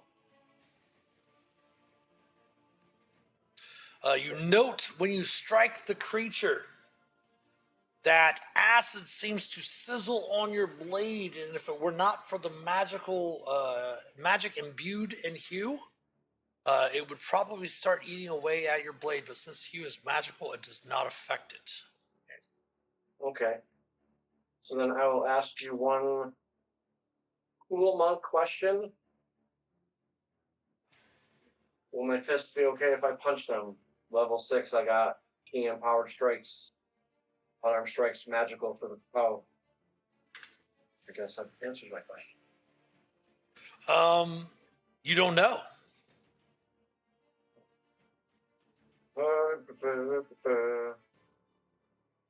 All right, well, there's only one way to answer this, and that's to ask the dice. All right. I'm going to do a flurry of blows and punch the thing twice. Okay. Drop a key point. This one in front of me. One. That will hit. Right. And nothing happens to your fists. Glorious. Punch again, anyways. That will hit. No. Merry Christmas. Leaving it with one hit point, probably. No, that will finish the creature off. Sweet. I use, let's see, 5, 10, 15, 20, 25. I'm just going to stay right here for now. All right, Ulmor, round to you. All right. I'm going to move here. And I'm going to throw my javelin of lightning. You don't want to, I was going to say, if you want to keep in mind that you'll have disadvantage on your attack roll because there's a creature in melee range with you. Ah. Okay.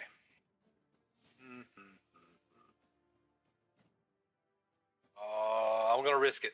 He's going to just hop up here, and he's going to throw the javelin up here at this one. All right, so you want to do the lightning effect through them first? Yes. Is what you're looking to do? Okay, go ahead and pop up your javelin of lightning again for us. Okay. Blue. Where is that? Huh. I don't have that added. Let's see. Thought I had it. I've got it on my sheet. It's in the magic items, so let me just pop it up in the treasure here. Yeah. Javelin of lightning. I can. Roll it, speak its command word, transforms into a bolt of lightning, form a 5 foot wide that extends out from you to the target within 120 feet. Each creature in a line, DC 13 dex save. Okay, so go ahead and give me 46 lightning damage first. Okay.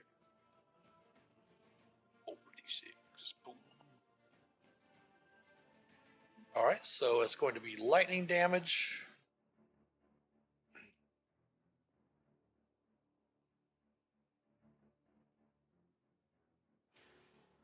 All right, dex save, DC 13.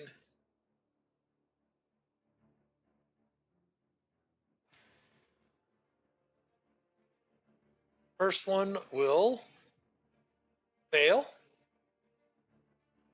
Attempting one for the one behind it.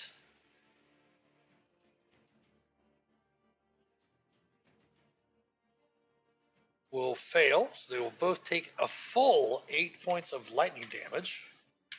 And then go ahead and make your normal attack roll at the one behind there. Keep in mind that it is a disadvantage. All right. Nah. A 17 will hit it. Okay.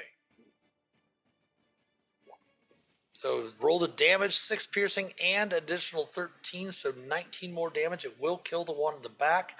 However, it's got the pink little marker on there, which indicates that it is my initiative holder, so it is just going to get an X on it instead of removing it from the battlefield.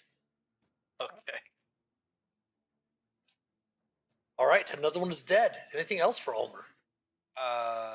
Yeah, I'll go ahead and move up here to give a little bit clearer path. Okay. Enter. Felix. All right. Going to send my manifested mind up. 5, 10, 15, 20, 25. I think I can do it there. No, that's not what he wants. Spell name. And from the manifested mind, I'm going to cast Rhymes Binding Ice. Okay, get both of those two. Yeah, I can move it so it's not hitting Ulmor. Yes, you totally can. Yep. Yeah. All right, and so that is down here somewhere. Pop that in chat. DC 15 Constitution saving throw. All right. Checking the one by Ulmor first.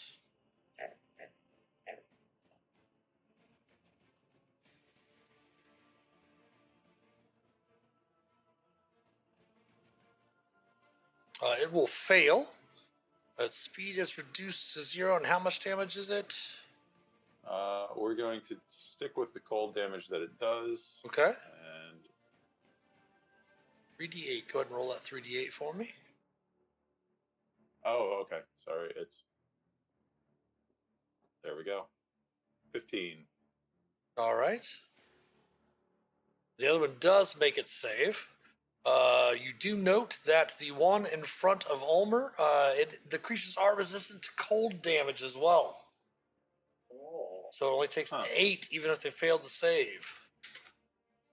I'm sorry, 7 if it failed to save. And this one made it save, so 7 down to 6 is 3 points of cold damage.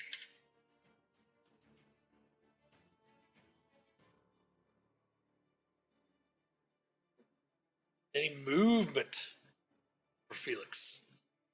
No, I think I'm gonna stay where I am. All right, the sluggy oozes are up. One is going to target Ulmor, and one is going to target Hannibal. Okay.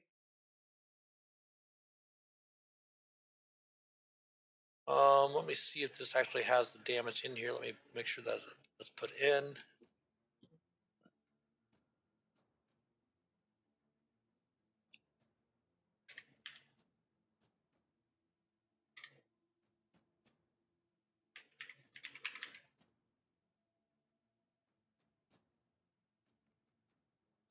Come on, Roll20. What is going on with you tonight?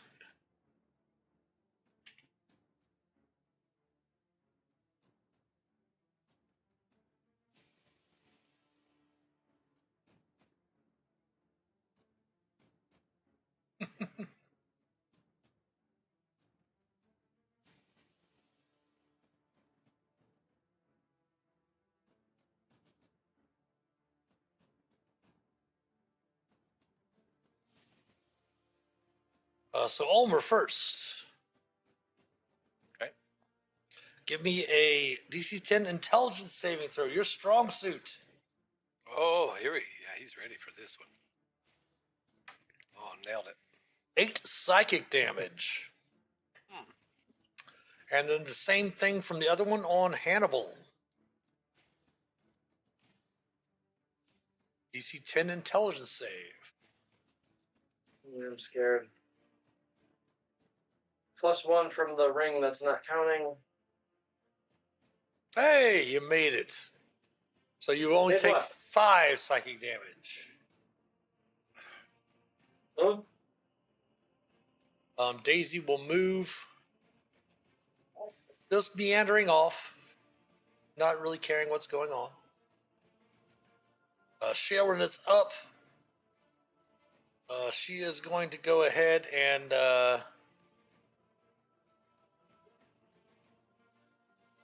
drop a Toll the Dead on the one near Ulmer.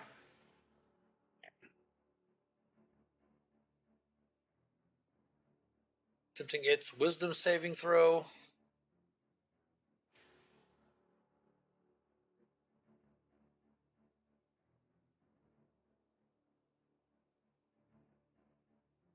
It will succeed. She's just has no luck whatsoever with her spells. Top of the round, Hannibal, you're up. I am up. Guess I'm gonna scoot to here.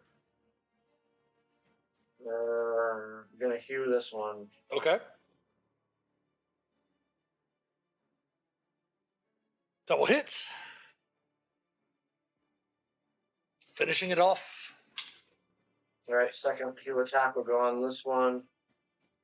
Ooh. That will hit. Finishing off the other one. All 4 of the creatures are dead. Looking around where Daisy was, anything to learn? Daisy looks totally fine now. She's not glowing green anymore, and she is just wandering aimlessly through the streets of Phandelver at the moment. Oh, Excellent. Oh shoot. I could have Uh, sworn I had apples in my pack, but I don't see them. They're probably rotten now anyways. I have no apples for Daisy. Oh well. Ulmor will grab a tuft of grass from near Sure. the well. Oh yes, there's And, grass. There's even hay bales here and there. You can grab anything like just, that. Nice. If she's, I couldn't tell from the photo, or I mean the picture earlier, if she still had like a nose ring or a collar or anything. But if not, I'll just kind of start luring her. You can see that she does have a collar with a cowbell on it. Oh, okay, with cowbell, yeah. So, yeah, he'll start luring her with the grass, and then gently put his hand on her collar and kind of lure her with the grass in front, and lure her up towards the orchard, where the pen or wherever she was from. She's actually from north of the town, from one of the farmers up there. His name's Old Narth. Okay. But you can go ahead and give me an animal handling check with advantage, since you're using some grass and stuff like that to help lure her as well. Okay. Very simple. DC of 8, we'll say. Okay. Nice. She looks at you, chewing some cud, and she'll follow you wherever you need to lead her. If you want to lead her up to the orchard, that's fine. And Darren will definitely make contact with Old Narth to get Daisy back back to home. Okay. Yeah. Take her up to the orchard. I'll grab a few apples if they're nearby and give her one. I'll take 3 with me. Sure. Darren will gladly let you do so. If you'll give. Okay. And we were heading this way anyway, right? To check out the yeah, green glow of the orchard. The green glow. Indeed, the green glow was actually Daisy. They had asking about you to ask some of the citizenry and such like that. Indeed, it was Daisy that was the source of the glow. Okay. That you had seen. Poor Daisy. But you do Alright. see some of the townsfolk have gathered up around your group, kind of seeing, watching what happened, looking at the creatures and such. You do see Gwen has come out of Stonehill Inn as well, and kind of examining the creatures. She goes, "Yes, this is indeed. It has something to do with whatever uh, resonant leftover psionic energy from these goblins tearing their way through town." And looking about, you do note that Halia is there as well, Halia Thornton from the um, Miners Exchange. She goes, "Well, it does seem indeed that there is a little bit of things happening around the town. Um, you, you guys have a moment," she says. Uh, sure. More green glow. No, but you guys are kind of standing near the town green, and you see some of the people starting to wander off after the excitement of this. It's probably about just a little after, maybe an hour or so after noontime, so probably 1 or 2 bells in the afternoon. Well, yeah, there's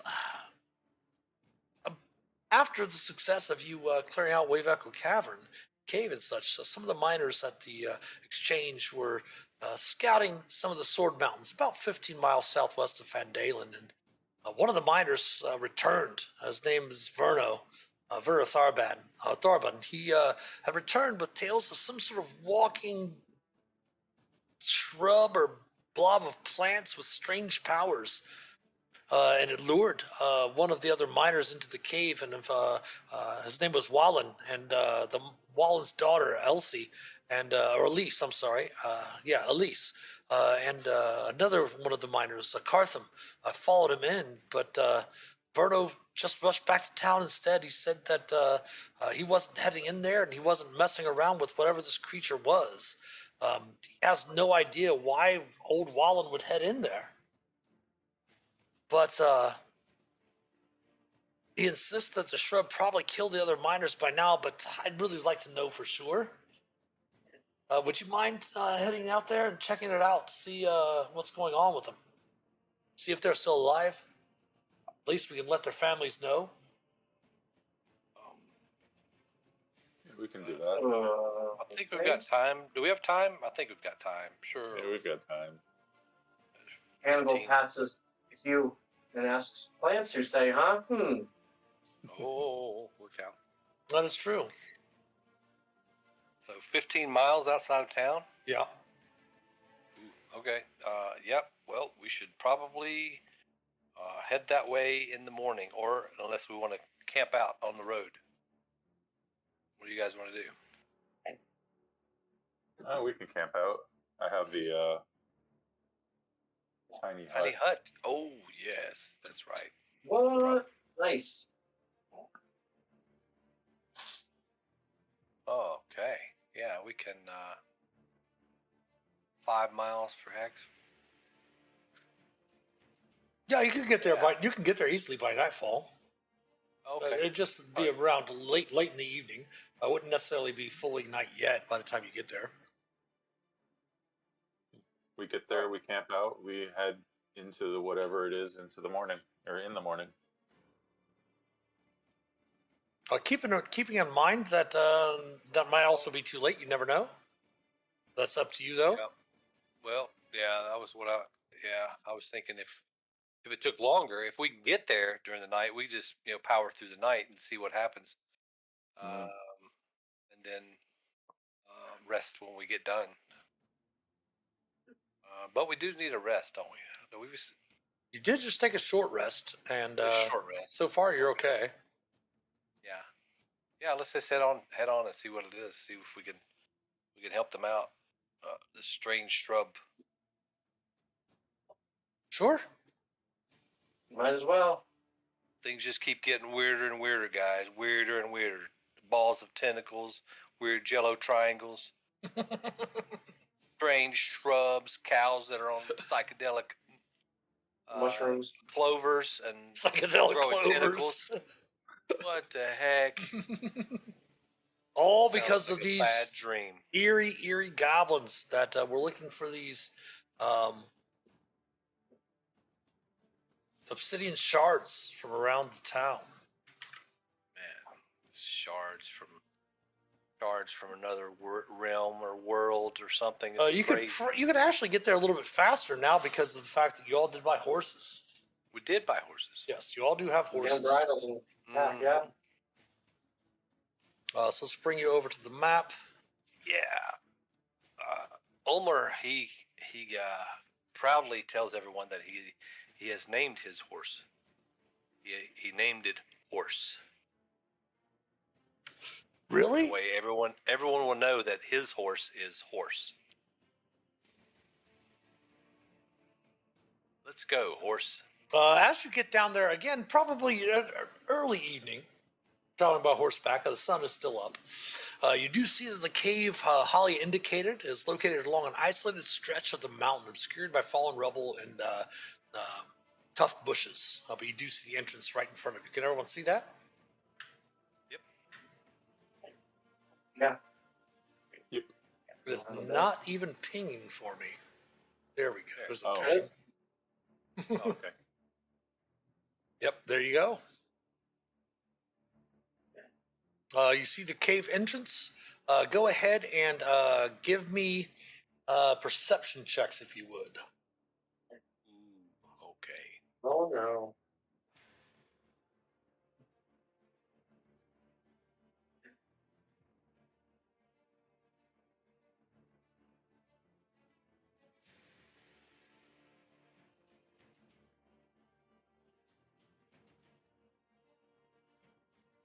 You do hear muffled, fairly muffled, hurried talking, frightened chatter, but you can't really make out exactly what they're saying. In common? Again, you can't really make out exactly what the language sounds common, but you can't really make it out. Okay. Very muffled for some reason. From this vantage point, you do see a lot of decaying shrubbery and other things like that inside the cave from your vantage point. Okay, so Ulmor will he'll start sneaking, and he's thinking he's sneaking. He wants to crouch up to this wall, so see if he can peer around it or hear a little better up there. Okay, go ahead and give me a group stealth check then. Oh, if it's just Ulmor, you're fine. Yeah, you can start sneaking up that way if you want. Oh, this is going to be a great group stealth check. Mm-hmm. Yeah. Are you caught right there, Ulmor, in the wall? No. Let me pull myself off of there. There we go. Okay, as you get close to the entrance there, you do see a creature rise up out of all the debris inside. It has a very similar greenish glow to it, and it does, seeing you at the entrance, does move to attack you. Oh, I was hiding so well too. Right? Ah. Great initiative.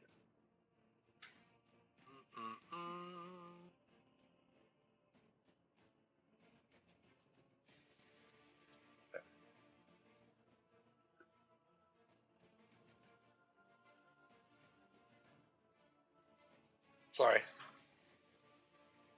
Give me a moment here. All right.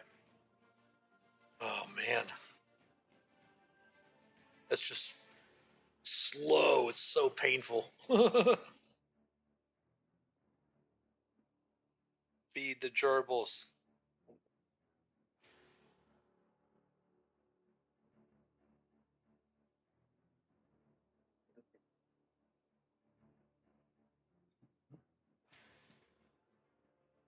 Did any of those rolls come through? Here we go. Okay. The first to react, especially when you step up there, almost since Sharon's back there, she has a clear sight on the creature. The first thing she does is she's going to cast a guiding bolt at the creature. Okay. And it looks like possibly hitting it with a 18 to hit, which will indeed hit it. It is radiant damage.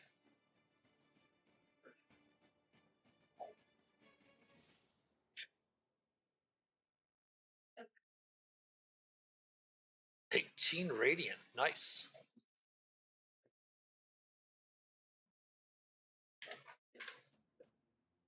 And she will kind of head in this direction, 5, 10, 15, 20, 25, 30, over here behind the rubble.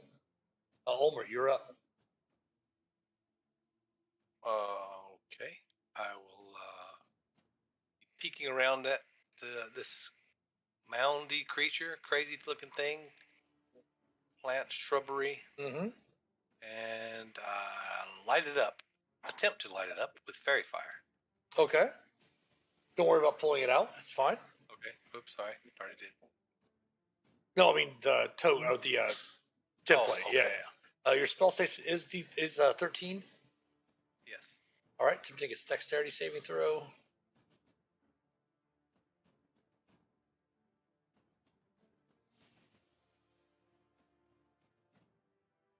It will fail. Ooh. Okay. Let's light it up with orange. All right. Any movement or bonus actions?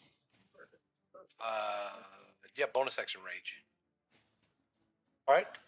Any movement then, or you're good? And I will do movement. I'm gonna go ahead and hop over to this other side and get ready to do something next time. All right. The creature is up. It is going to move down to you, Ulmor.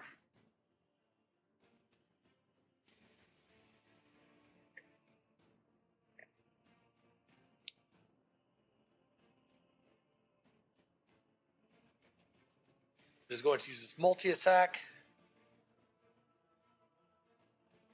The first slam attack at Ulmor.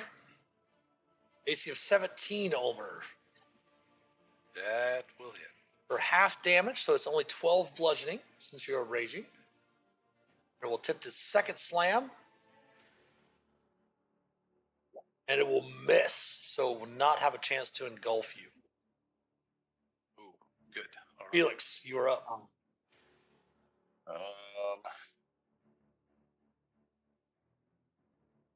First, I'm going to send the manifested mind in. Let's see. 5, 10, 15, 20, 25, 30. Okay. And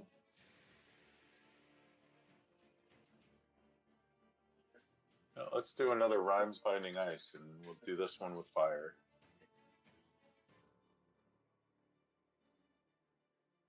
I think I can do fire if you're able to.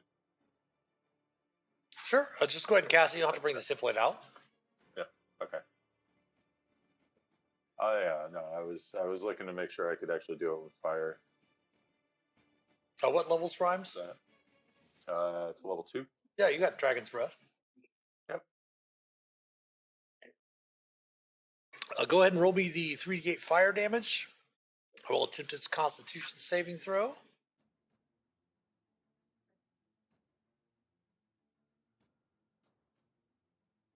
That'll be 12 damage.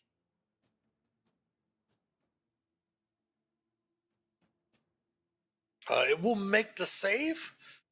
So it would take 6 because the spell only does half damage if they save, but it is also resistant to fire damage. Oh, So it takes 3 fire damage. Not what I expected from a plant monster. Anything else for Felix? Any movement? Where am I now? I think I'm gonna move back over to here. All right. Hannibal, hey, me? with Hugh Hackman in your hands. All right, I'm gonna Hackman. step up. Trying to decide if I'm gonna punch it. I want to use my quarterstaff. Do I want to throw a dart? I'm going to hew at it. And crit it.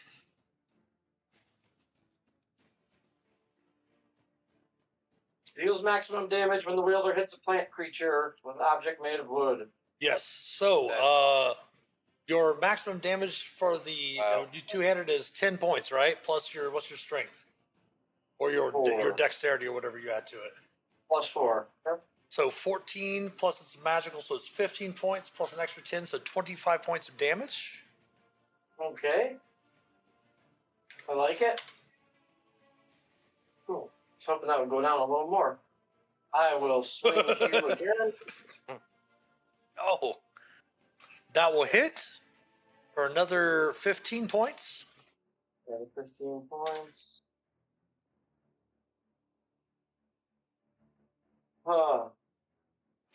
Might as well punch it twice. 19. 19 will hit as well. oh. Nice. 9.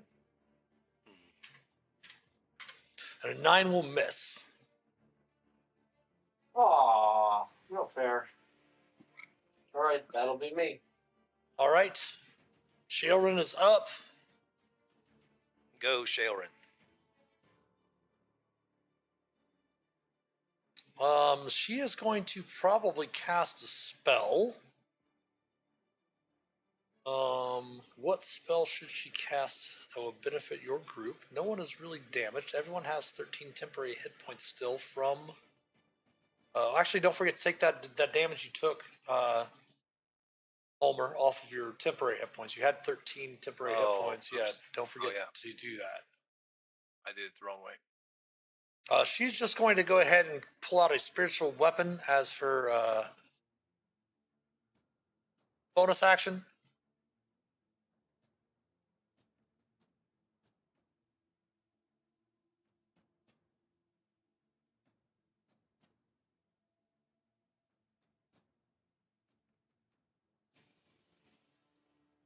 Drop it right there.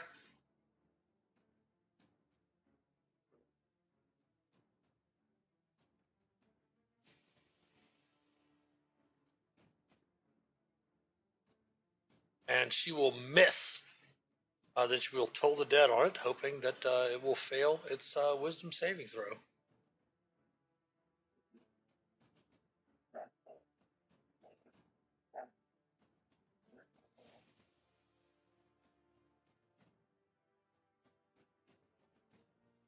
And indeed it does. She actually does damage with a toll the dead for 10 necrotic. Seems to take the necrotic as normal. Ulmor, you're up. Nice. He's going to swing his spider staff. Okay. 9 will miss. Not doing very well with that. All right. How effective? But he'll try it. He's just going to try to bash it with his shield. Just kind of shove it back a little bit. Okay. See if he can do it. Give me an athletics check.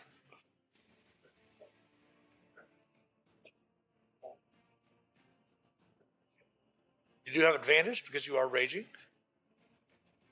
Okay. 19. And it rolls a 7. So you do indeed shove it back 5 feet. Nice. Right.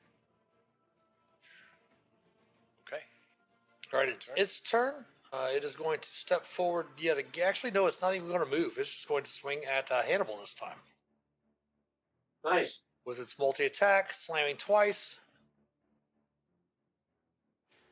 AC of 19 for 13 bludgeoning, Nice. which takes away some of your tips. 8, which makes this minus 11. And then AC of 17 will miss as well. Phelix, back around to you. Back around to me. Let's see. come back. Let's see, 5, 10, 15, 20, 25. I'll go here. I'm going to cast Chromatic Orb. Okay. Try acid damage this time. Okay. I think that's a attack roll.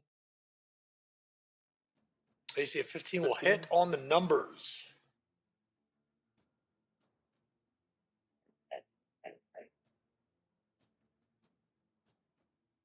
And that's 14 points of acid damage.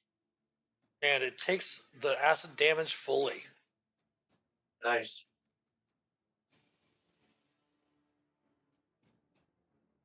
Anything else, Felix? Nope, that'll be it. Hannibal, you are up. What to do? The swing Hugh? Missing.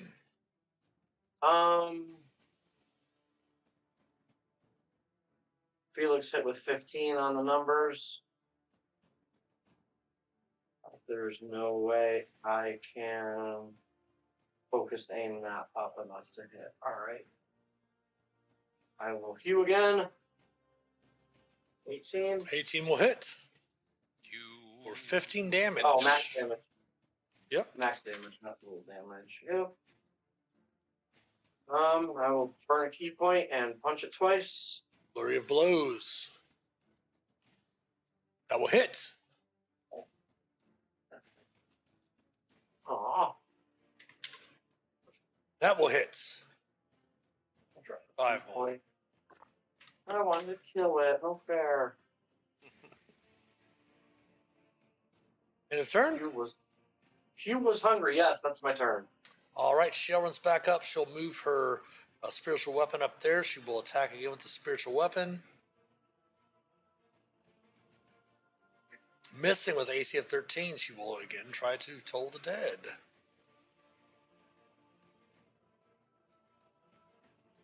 Ooh. All right. Almost max damage from that. Hopefully it doesn't save, right? Will Shae have a chance to get a kill? Drum roll. She does indeed! As the 23 necrotic damage destroys the creature, taking you out of combat. Shaelrin finally, she's been saving lives the whole adventure so far, and she does finally get a kill on a creature, taking you out of combat. All right. Inside the cave, you do note that the area inside the cave there is a small area where the creature could not get, as the miners did retreat into this area.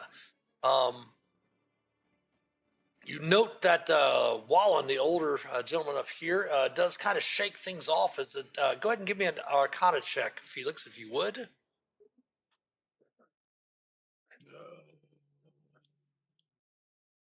we go.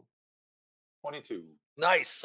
You do notice that there's probably effects of some sort of charm spell that the creatures seem to psionically have the ability to do, most likely from the remnants of some of the stuff left behind by the psionic goblins.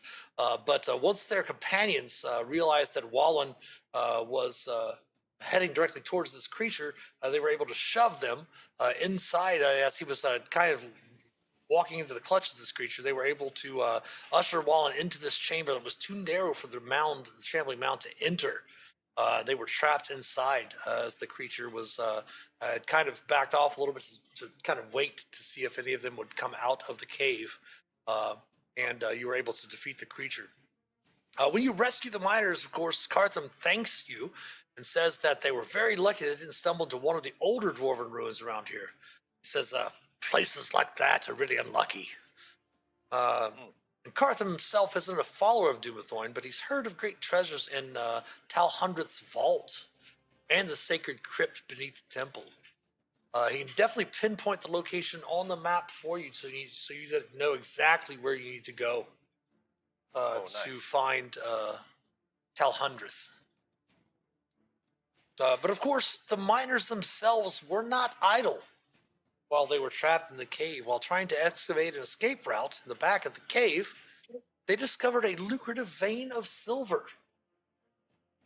And for dispatching the shambling mound, the miners offer a share of their stake as thanks. Oh, awesome. And their share will equate to 250 gold pieces each month for the next year. Oh, Whoa. And nice. you can pick that, not each, but it's 250 gold. Well, actually, it'd be 250 gold to split each month for the next year, payable at the Phandelver Miners Exchange. For the next year. Yep, for the next year. Nice. And you are able to make your way back to Phandelver. We do have a few closing remarks as it is coming close to the end of the session tonight, but we do have another ad break coming up here in just a few moments, so we're going to go ahead and take one small final break. We'll come back here, have some closing remarks and such like that, and then we will raid into another channel, so please stick around. We'll be back in a few.